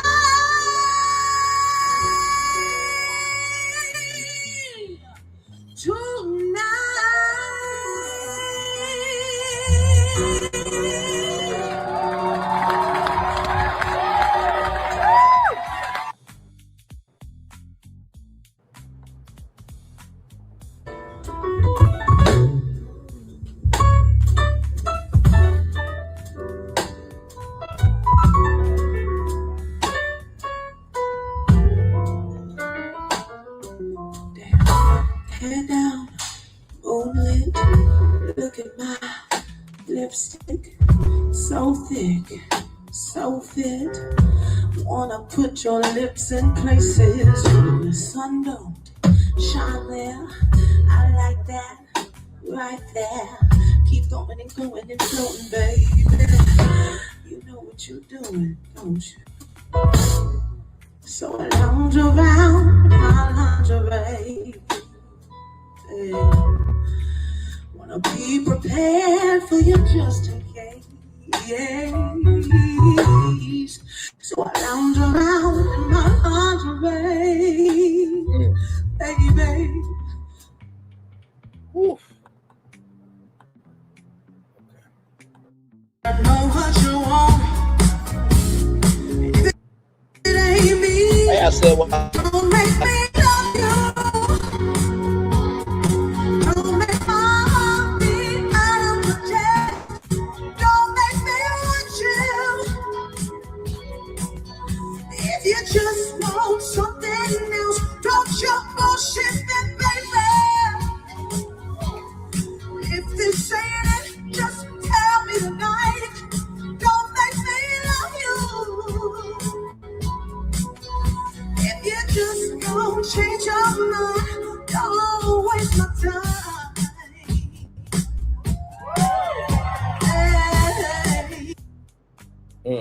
Let's keep going, everybody. Hey, I said what? So good to see you. By the way, like, comment, share, subscribe. I said what I said. The great sister, friend, and individual there. She is a content creator. So like, comment, share, subscribe to her. Yes, indeed. Let's keep going, everybody.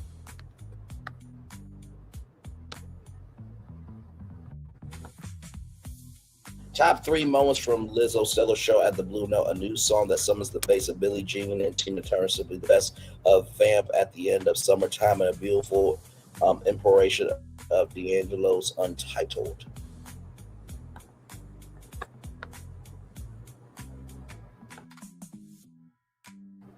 So she's been at home singing, thinking she's Tina Turner. Listen, I will say this: Tina Turner has definitely inspired a lot of people, and I do believe that when Lizzo performed on stage, she definitely had Tina Turner style energy of it was about the art form, and she gave you everything she had, and those concerts sold out. Now, listen, we can say what we want to about Lizzo, but what we cannot say is that woman cannot sing. Okay, so I'm not doing this with you. I said what I said. That song was at the center of her dazzling, literally life-spanning set on Sunday night, second to last of a dozen shows of her bi-coastal residency at the 200 capacity Blue Note Supper Clubs in Los Angeles last weekend in New York. I saw her playing 290-ish minutes a night, 3 nights in a row. Even at this one, Sunday's early set, the 5th of 6 New York.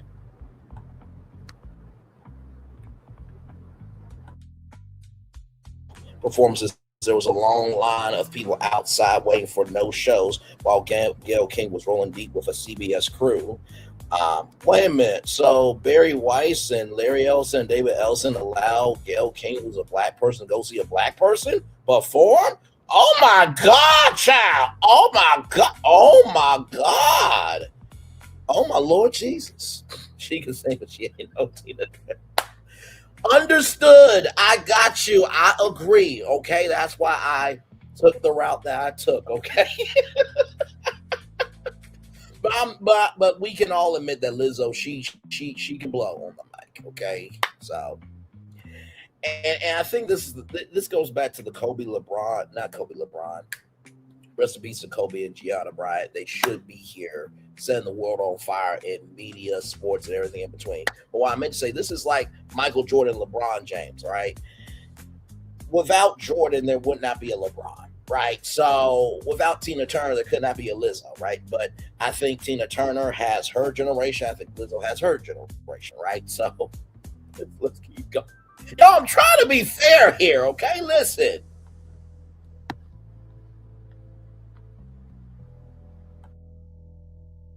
But Don't Make Me Love You was only one highlight in a set where Lizzo, clad in a spangled flapper-esque dress complete with a headdress and faux and fox fur wrap, clearly thought she had something to prove, and did. At the top of the night, she said the set list would combine old songs, some very old, and even some new and unreleased ones, as well as songs she loves and ones in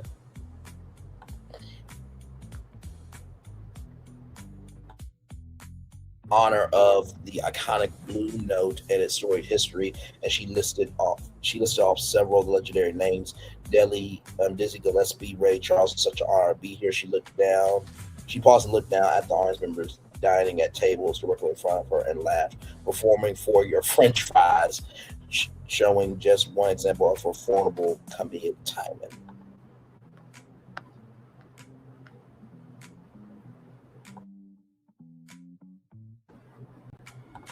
Aretha told us who could sing before she was passed, and Lizzo wasn't on the list. I'm just saying. Oh my God.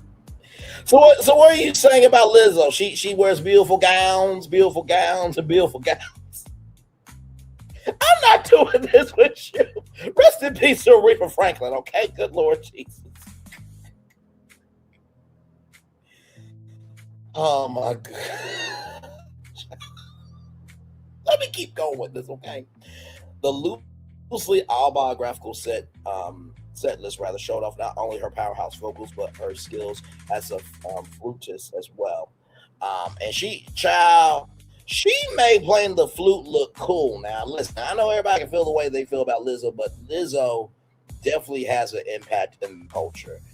There has never been somebody that has been plus size of that magnitude. Although Jill Scott and many other plus size women have been before her. Okay, let's honor those people.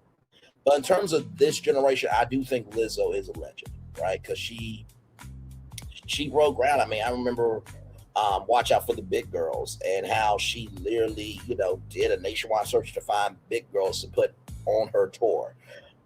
You know what I mean? And she definitely has stood behind some iconic causes. Now, of course, she has made some mistakes along the way, child, like, the Epstein files and Diddy and everything else. Now, there's good and bad in every celebrity, okay? Listen.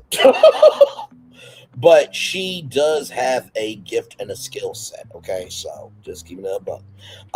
Sprawling across some hits with some lively new jazz arrangements to covers of everything from Bach to a sultry reading of the standard Summertime from Meredith Brooks, 90s hit Bitch from a new song, Aaron Paul and D'Angelo's 2000 classic Untitled, How Does It Feel?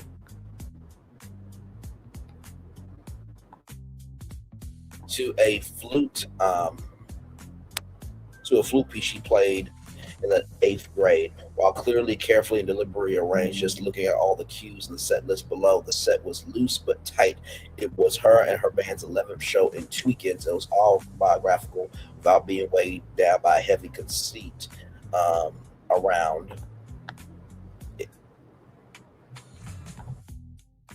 Conceit around it.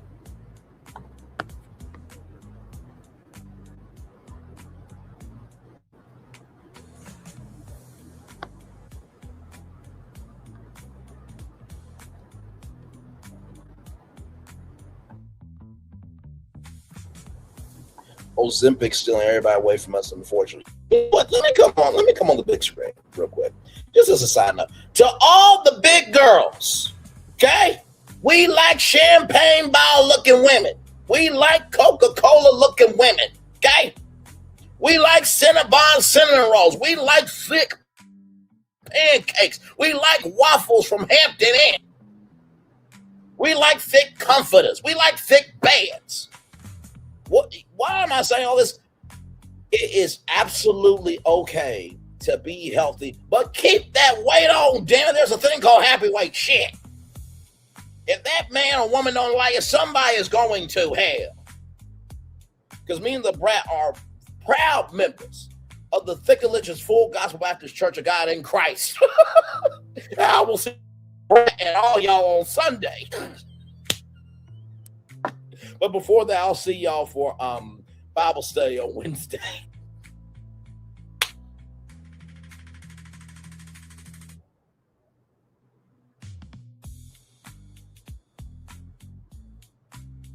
We have a weekly catfish cookout on Saturdays too. Listen, we have a good time over there. Move it up.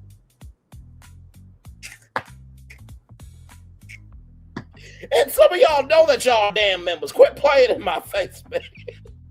Back to our destination here. Yeah, it wouldn't have been as strong without looking forward as well. And it's pretty obvious that she knows that Don't Make Me Love You, especially before performing it. She told a story about me and Angela Bassett, who was stunning as Tina Turner in the 1993 biopic What Love Got to Do with It. Backstage at one of her LA shows the previous weekend, she said she was getting Tina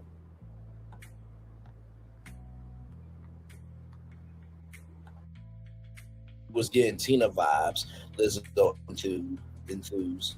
I said, thank you, but you guys show me how to do the Tina shoulder. She laughed going into a Tina shoulder roll, and she specifically requested everyone pull out their phones and post the song on the internet, and asked that should have backfired with a lesser song.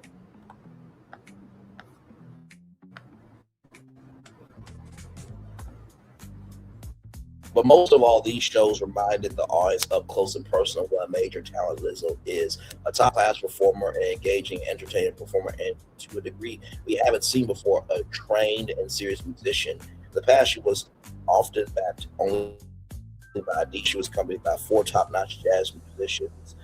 Keyboardist Phil Cornish. Wait a minute, let me see here. Right, I eat whatever I want. I don't care about gaining a few extra pounds. I'm trying to keep my extra on in case I need to grow on in case of illness. Listen, either that illness is swallowing you up from the back, or making you come out your body by eating you like a peach. You know what? Let me move on. We live on tour, and listen, I'm trying to be serious here. Okay, see, I mind my own. I drink my water, mind my black-owned business, go on tour. And then these heathens in the chat, they do this to me. Now, of course, I'm being facetious when I say that because I am my own person, and then we collaborate within energy with each other. Okay, so let me roll on. But here she was accompanied by 4 top-notch jazz musicians.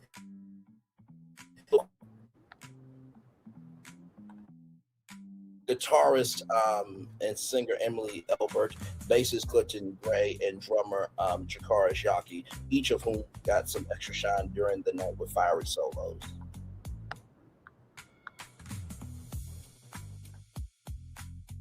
The set drew toward a close with an intimate version of What a Wonderful World. Now listen, I could imagine that Lizzo could give a new interpretation to A Wonderful World. That would be fire. That woman, she's got a voiceover for sure. The lyrics of which would have seemed ironic on this night, not 48 hours after the president started a war for Iran. Lizzo made several references to turmoil in the world during the set. When she sang the line, "Woke up feeling like I might just run for president," a lyric from her 2019 hit "Like a Girl," and she grimaced and made no way gestures. At the end of the night, Lizzo said, "I'm not for the drama. I'm not here for the bullshit. I'm here to raise the vibration of this plant for the better," which could have come off hubristic before she concluded, "I write songs about who I aspire to be. Sometimes I'm not that bitch. I'm gonna be 100% that bitch.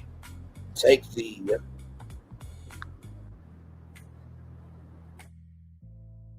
the dinner out," she laughed. "That's manifestation, baby. Thank you for sharing that frequency of love with me.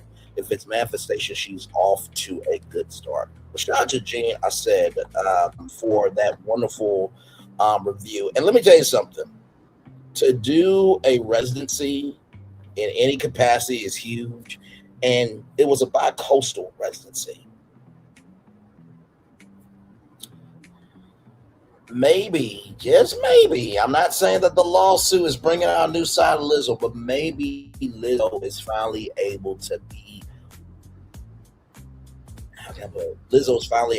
step away from the persona and get back to Melissa Jefferson, the soul of who she is. Yes, yo, that's the show. I ain't got nothing else for you. I don't know how else we get in the show. I really don't. So I'm just gonna wait until we're up to the 2-hour mark, and then that's it. Let me see if there was a new episode of Married to Medicine, because as you guys know, the Real Housewives of Potomac is over with. So let me see something. Married to Medicine.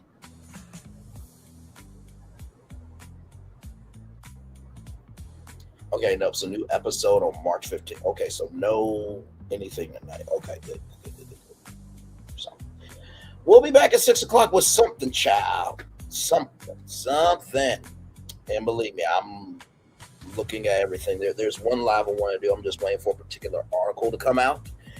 And once the article comes out, then we'll do that live. But it's been something I've been percolating in my head as a thought on my own before ever bringing it to y'all. But we'll talk about that here soon enough. But yeah, there's a lot going on in the world, isn't it? Yes, it is. Yes, it is. But yes, indeed. Let me pull up. I said what I said. Trying to give her some love real quick here. Give me a moment, y'all.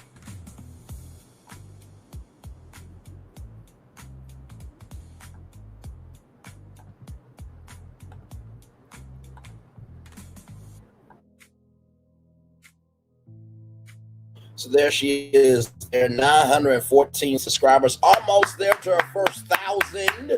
We definitely support around here for sure. Give me a moment. I'll put her link in the chat. Give me a moment.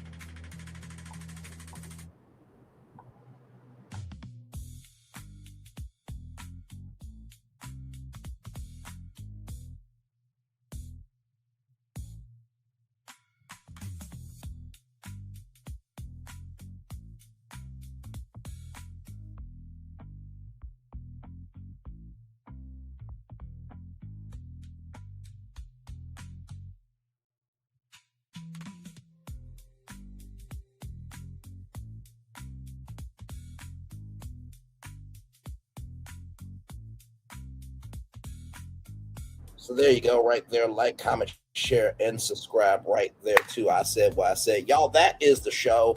One love, much love, all love. I feel the love and send it right back to y'all. See you guys a little bit later on here at night, 6 o'clock. We'll do something.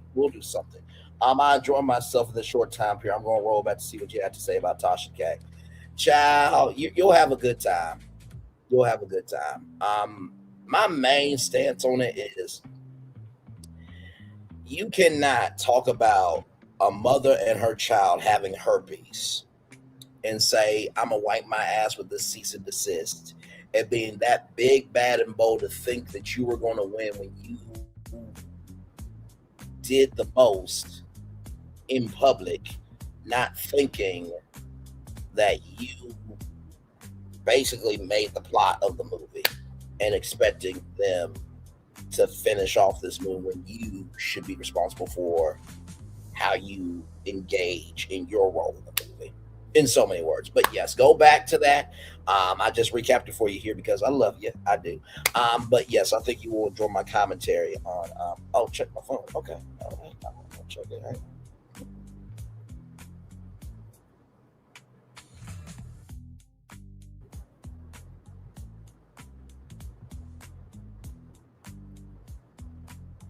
I'm trying to check my phone. Try to give me a moment.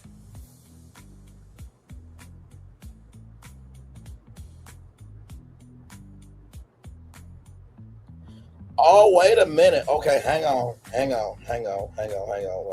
Listen, give me a moment.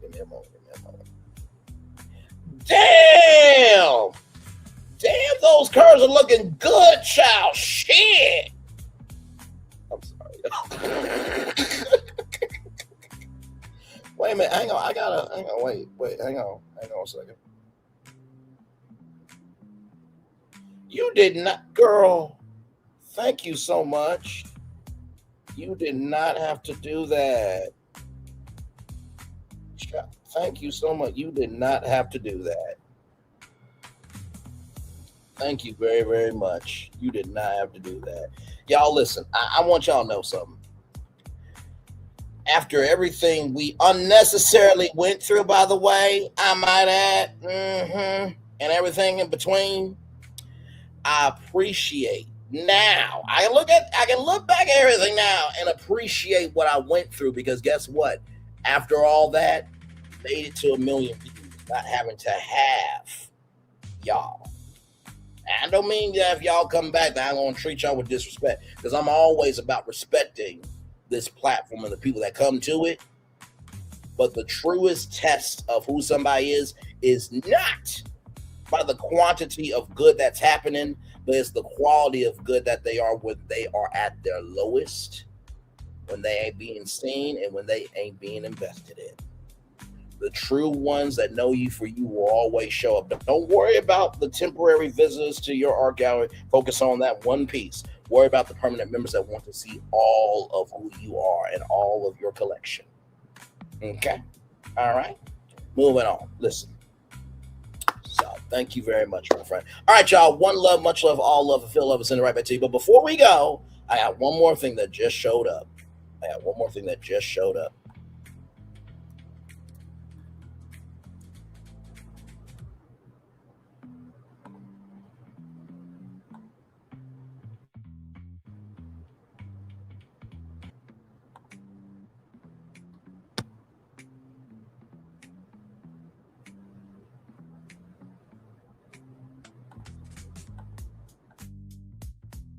The wifey's going on tour now. Of course, that should say Miss Jill Scott Lee. Okay, so I'm gonna talk to her team to get that fixed, because it's supposed to say that shit. But to whom this may concern, her name is Miss Lee. That's the whole tour name. Okay, but anyway, let's get into it. She's going on tour, so let me give the dates, everybody, real quick. Give me a moment.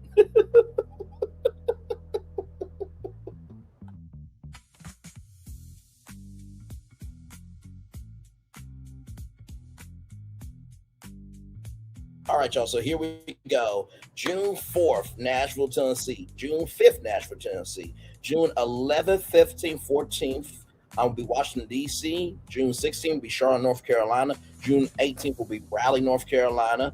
July 10th will be Atlanta, Georgia. July 11th will be Atlanta, Georgia. July 16th, 18th, and 19th will be New York City. She's coming home to Philly, so you know she's going to act a motherfucking fool in her hometown. Jilly from Philly. Philly will be in Philly July 24th through the 27th.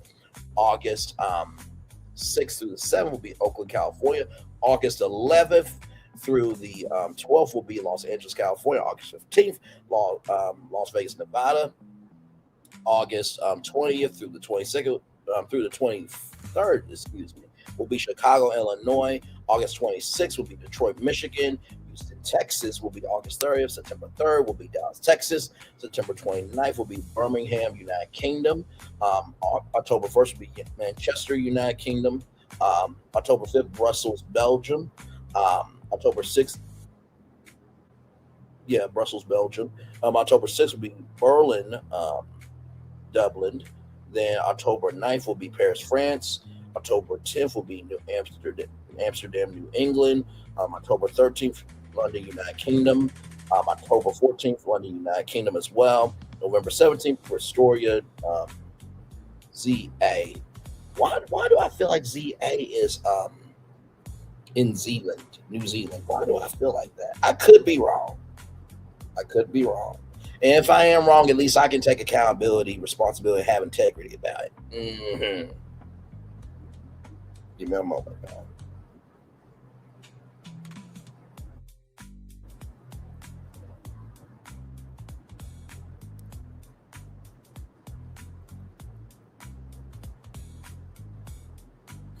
Okay. My bad. Pretoria, South Africa, and then Cape Town, South Africa. Thank you, gorgeous. I appreciate you. November 7th, Pretoria, South Africa, and November 11th, Cape Town, South Africa. She's going from June to the end of the year. She is going to be outside. Okay, so there it is. So, all right, y'all, for real. I gotta go. I said. Thank you so much. By the way, I love how we can play with each other, me and my virtual tour family, because I didn't know what I said meant by check your phone. And when I said, damn, those curls looking good, shit, that's some Burgundy Savage Fenty lingerie. I love playing with y'all. But thank you very much. And like I said, y'all, I truly do this for many reasons. One, we all need a place to fall. Number two, information is a powerful tool and a dangerous weapon based on who has it in their possession and how they utilize it. But number three, I don't want to wait to make an impact. And so the fact that we are making an impact by covering media, culture, and social capital stories from Black perspective pretty much every day, and doing it because we actually want to. Oh my God, child! Oh my Lord! Oh my y'all, hang on. This woman right here. This woman. Let me tell you something about this woman real quick. See, everything happens for a reason. This woman right here is an angel. She is amazing. She is fantastic in every way. Y'all know there is a show called Heart and Hustle Houston. As you all know, we have a resume over here that we can stand 10 toes down on and not be known by a person, place, entity, this, that, and everything in between. Because we're known for who we are. We're known for Braylon Lee. Y'all known for who y'all are as a virtual tour family and everything in between. This woman right here from Hard Hustle Houston, I broke out the Never Ever Mets and Hard Hustle Houston right here on YouTube before the Oprah Winfrey Network. I just want that to be on the record. And I did reviews, and she came in and watched every single review. It was only 8 episodes, but still watched every single review. So positive, so encouraging. And we got to do a damn interview, child. I got to be approved my own and stuff like that and all that. But, we'll definitely do an interview. We're going to talk about Rose business. Honestly, you know what? I may pitch that on. I may pitch that on the interview. We'll talk about my idea. Still filming second season. So busy. So there it is. There, y'all see it right there. Second season of Hard Hustle Houston is happening. And listen, I have been so loving, kind, and gracious. Because listen, when I say I am who I am, I don't talk about that just to exist on YouTube or anywhere else. I actually be about it, right? I know some of y'all like, wait, Braylon, did you? There was a particular live. I said, I found out something very big. I ain't gonna say nothing because I respect my virtual friendships. Okay, I respect integrity. I respecting other people. Okay, so there it is. So, but yes, indeed, and like I said, Ro, we'll do an interview for Hard Hustle Houston. We'll do an interview for your business, and also too, if you want to come up anytime as a co-host for when I do a regular show, feel free. No, Ro, listen, I gotta let people know. Okay, I gotta let people know who I am, because if you don't let people know who you are, they will define who you are. Okay, so. And like I said, I've made it without a particular person coming in my chat. I've made it without them giving me an interview. I made it without ever being in their universe. I wish them well in their universe. I do. I really do. Why hate on somebody? If you're hating on them, you're hating on yourself. That makes no sense. But also, too, I'm known from Braylon Lee and who he is. I don't have to be a representative for somebody. Every time they jump, I gotta jump. I ain't gotta worry about if he come to my door because something's going on with a particular person that I don't want to deal with that.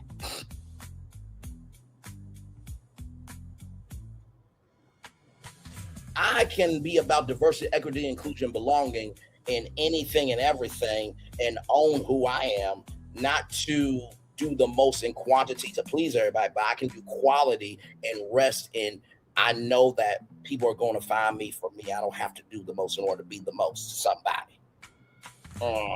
If what I'm saying ain't true, don't respond to me. But if you do respond to me, it must be true about your bitch ass or your bitch ass to some damn degree. Okay. All right. Moving on. I definitely got to talk shit this season, so I'll be going live. Listen, if you need me as a mod on your YouTube channel, just let me know, child. I will gladly do it. I really mean that. And you know I don't put up with shit no how. So and thank you, I said for saying that. Because I have been grinding. I've been drinking my water, minding my black-owned business, and going to. Actually, you know what? I think some people might have something to say about how I've been moving. On the Rocks with Jada, what do you have to say? I've been moving on my own accord, covering Black culture. There is more to life. I heard that, friend. Braylon, shout out to Braylon. Make sure y'all go follow Braylon in case y'all haven't. I love your content. So on the Rocks with Jada likes my content, and when Tay talk, what do you have to say about Braylon? Child, Braylon been over there doing his thing, minding his GD business, staying out of trouble, trying to get the folks some positive stuff to talk about, besides lying all the damn time. That's what she said. Don't get mad at me.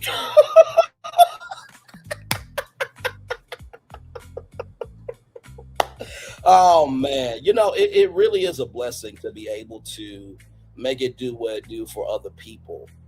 And you know, one of my inspirations is Michael Strahan. You know, he said he left Live with Kelly and Michael because he recognized that, listen, there's more eyeballs on Good Morning America than on Live. Live is an hour a day. GMA is 2 hours a day. So more exposure, more pockets of being able to go into different areas.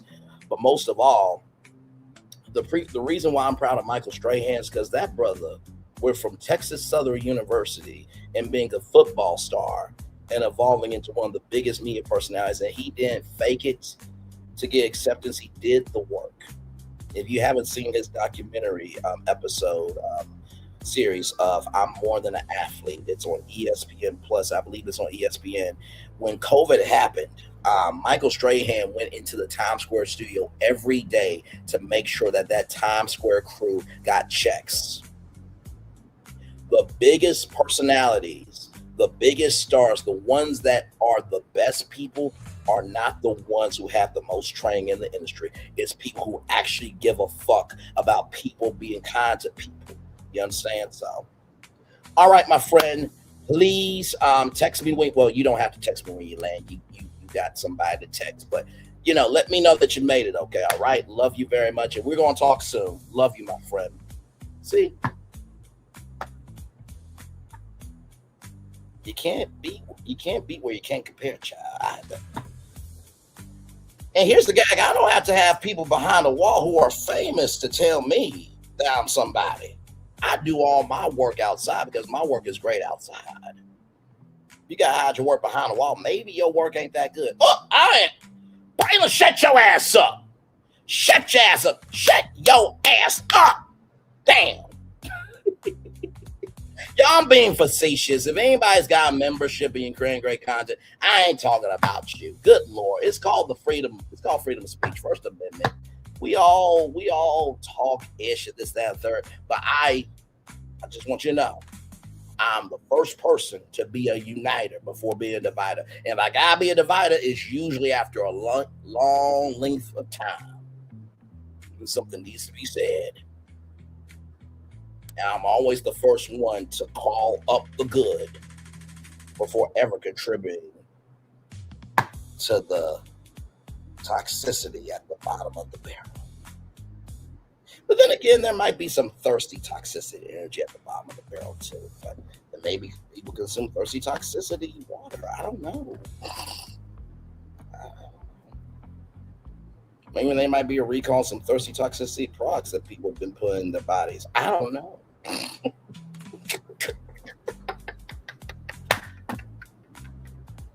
Oh my God! I will just leave this comment up here. And this one too. All right, y'all. I'm gone for real, for real. One love, much love, all love. I feel the love and send it right back to you. Bye, everybody. And by the way, second season, Hard Hustle Houston, it's happening. All right, love y'all. Bye-bye.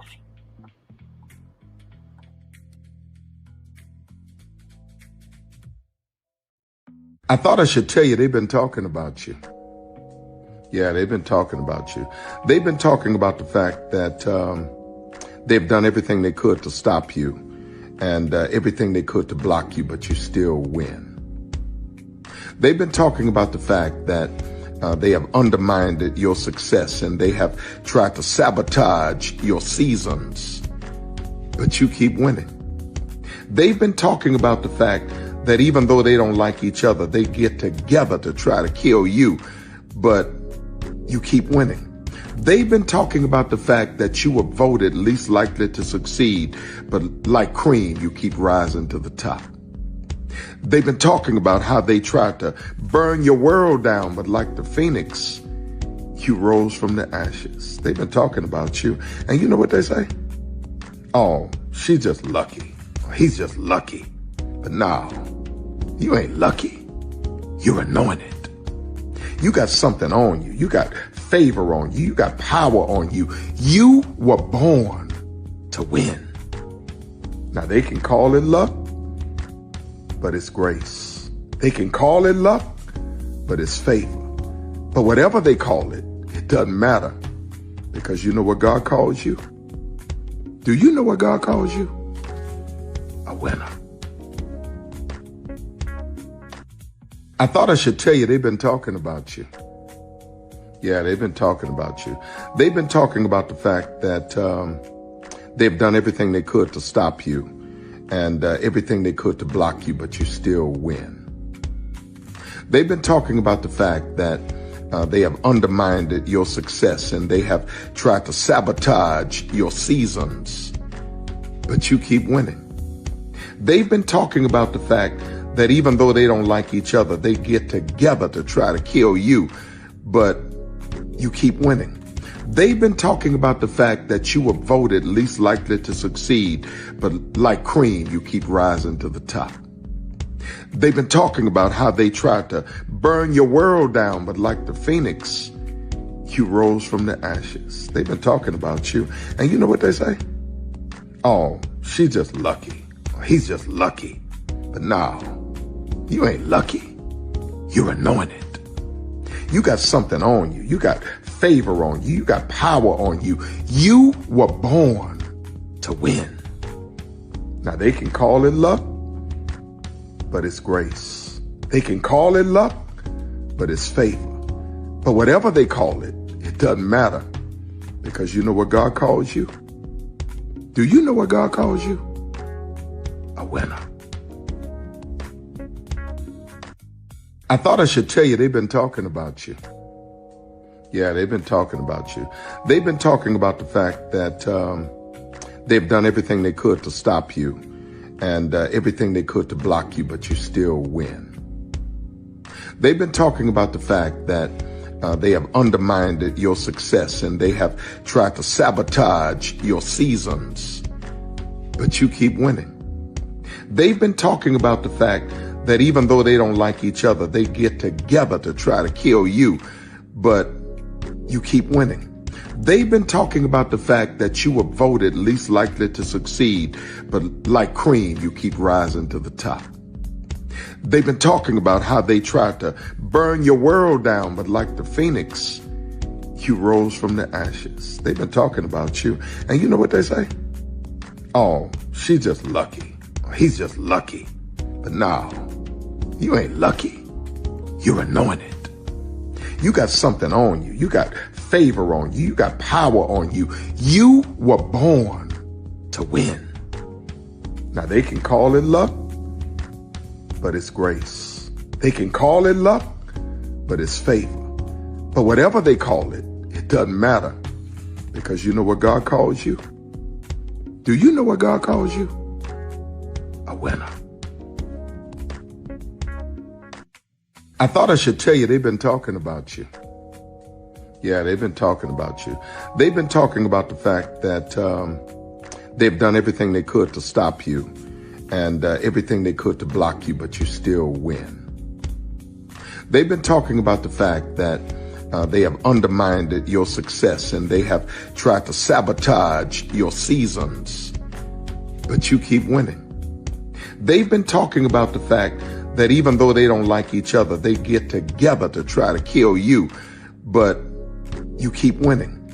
They've been talking about the fact that you were voted least likely to succeed, but like cream, you keep rising to the top.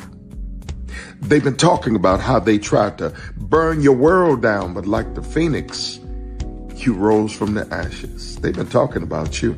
And you know what they say? Oh, she's just lucky. He's just lucky. But no, you ain't lucky. You're anointed. You got something on you. You got favor on you. You got power on you. You were born to win.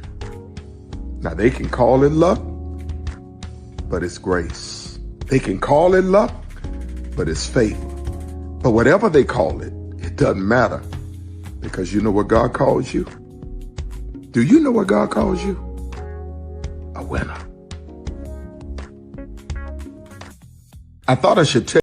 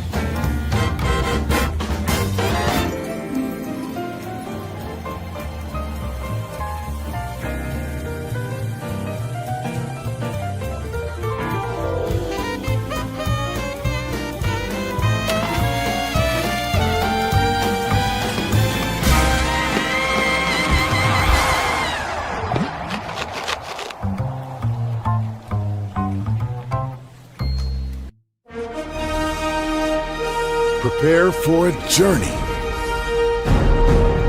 beyond imagination,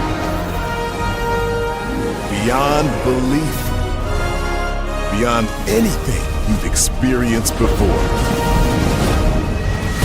Universal Epic Universe, a new theme park where you'll step through extraordinary portals to 5 immersive worlds.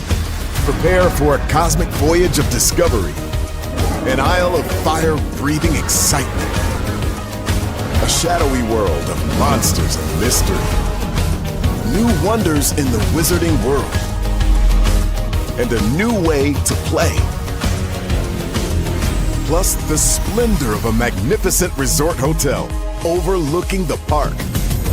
It's all new excitement at Universal Orlando Resort.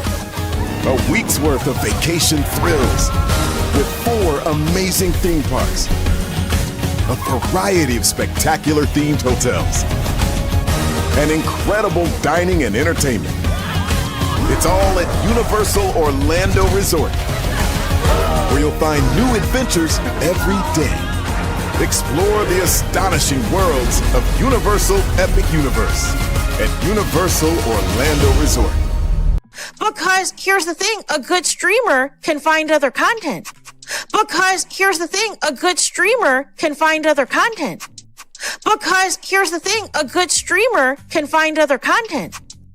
Because here's the thing, a good streamer can find other content. I have been moving on my own accord, covering Black culture. There is more to life. I heard that, friend. Braylon, shout out to Braylon. Make sure y'all go follow Braylon in case y'all haven't. I love your content. I have been moving on my own accord, covering Black culture. There is more to life. I heard that, friend.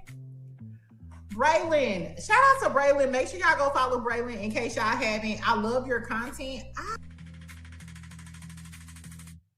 have been moving on my own accord, covering Black culture. There is more to life. I heard that, friend. Braylon, shout out to Braylon. Make sure y'all go follow Braylon in case y'all haven't. I love your content. Child, Braylon been over there doing his thing, minding his GD business, staying out of trouble, trying to get the folks some positive stuff to talk about. Besides lying all the damn time. Child, Braylon been over there doing his thing, minding his GD business, staying out of trouble, trying to get the folks some positive stuff to talk about. Besides lying all the damn time. Child, Braylon been over there doing his thing, minding his GD business, staying out of trouble, trying to get the folks some positive stuff to talk about. Besides lying all the damn time. Child, Braylon been over there doing his thing, minding his GD business, staying out of trouble, trying to get the folks some positive stuff to talk about. Besides lying all the damn time. Child, Braylon been over there doing his thing, minding his GD business, staying out of trouble, trying to get the folks some positive stuff to talk about. Besides lying all the damn time. Child, Braylon been over there doing his thing, minding his GD business, staying out of trouble, trying to get the folks some positive stuff to talk about. Besides lying all the damn time. Child, Braylon been over there doing his thing, minding his GD business, staying out of trouble, trying to get the folks some positive stuff to talk about. Besides lying all the damn time. Child, Braylon been over there doing his thing, minding his GD business, staying out of trouble, trying to get the folks some positive stuff to talk about. Besides lying all the damn time. Child, Braylon been over there doing his thing, minding his GD business, staying out of trouble, trying to get the folks some positive stuff to talk about. Besides lying all the damn time. Child, Braylon been over there doing his thing, minding his GD business, staying out of trouble, trying to get the folks some positive stuff to talk about. Besides lying all the damn time. Child, Braylon been over there doing his thing, minding his GD business, staying out of trouble, trying to get the folks some positive stuff to talk about. Besides lying all the damn time. Child, Braylon been over there doing his thing, minding his GD business, staying out of trouble, trying to get the folks some positive stuff to talk about. Besides lying all the damn time. Child, Braylon been over there doing his thing, minding his GD business, staying out of trouble, trying to get the folks some positive stuff to talk about. Besides lying all the damn time. Child, Braylon been over there doing his thing, minding his GD business, staying out of trouble, trying to get the folks some positive stuff to talk about. Besides lying all the damn time. Child, Braylon been over there doing his thing, minding his GD business, staying out of trouble, trying to get the folks some positive stuff to talk about. Besides lying all the damn time. Good morning, TikTok. Can I have your attention, please? Good morning, TikTok. Can I have your attention, please? Girl, are you ticking? Are you talking? Because knowledge is knocking. Then I want to talk to you real quick about ignoring a bitch. Oh, there's power in turning the other cheek. Now, I'm going to tell you something. One thing about people that like to throw shade, you don't fight shade with shade. The only thing that overrides and destroys the shade is the sunlight. See, your light gotta be so bright that you keep that bitch where they belong. In the shadows, the dark. The bitch is invisible, and we don't see you, girl. See, you don't go back and forth with a person that's hating on you, because when you do that, you become just like them. A weak bitch. So the next time they mention your name in a status, or your name come up in a conversation, don't respond because you're too high to look that low. We can't go back and forth with people that we can't reach and that's not on our level. We not sitting at the same table eating the same meals.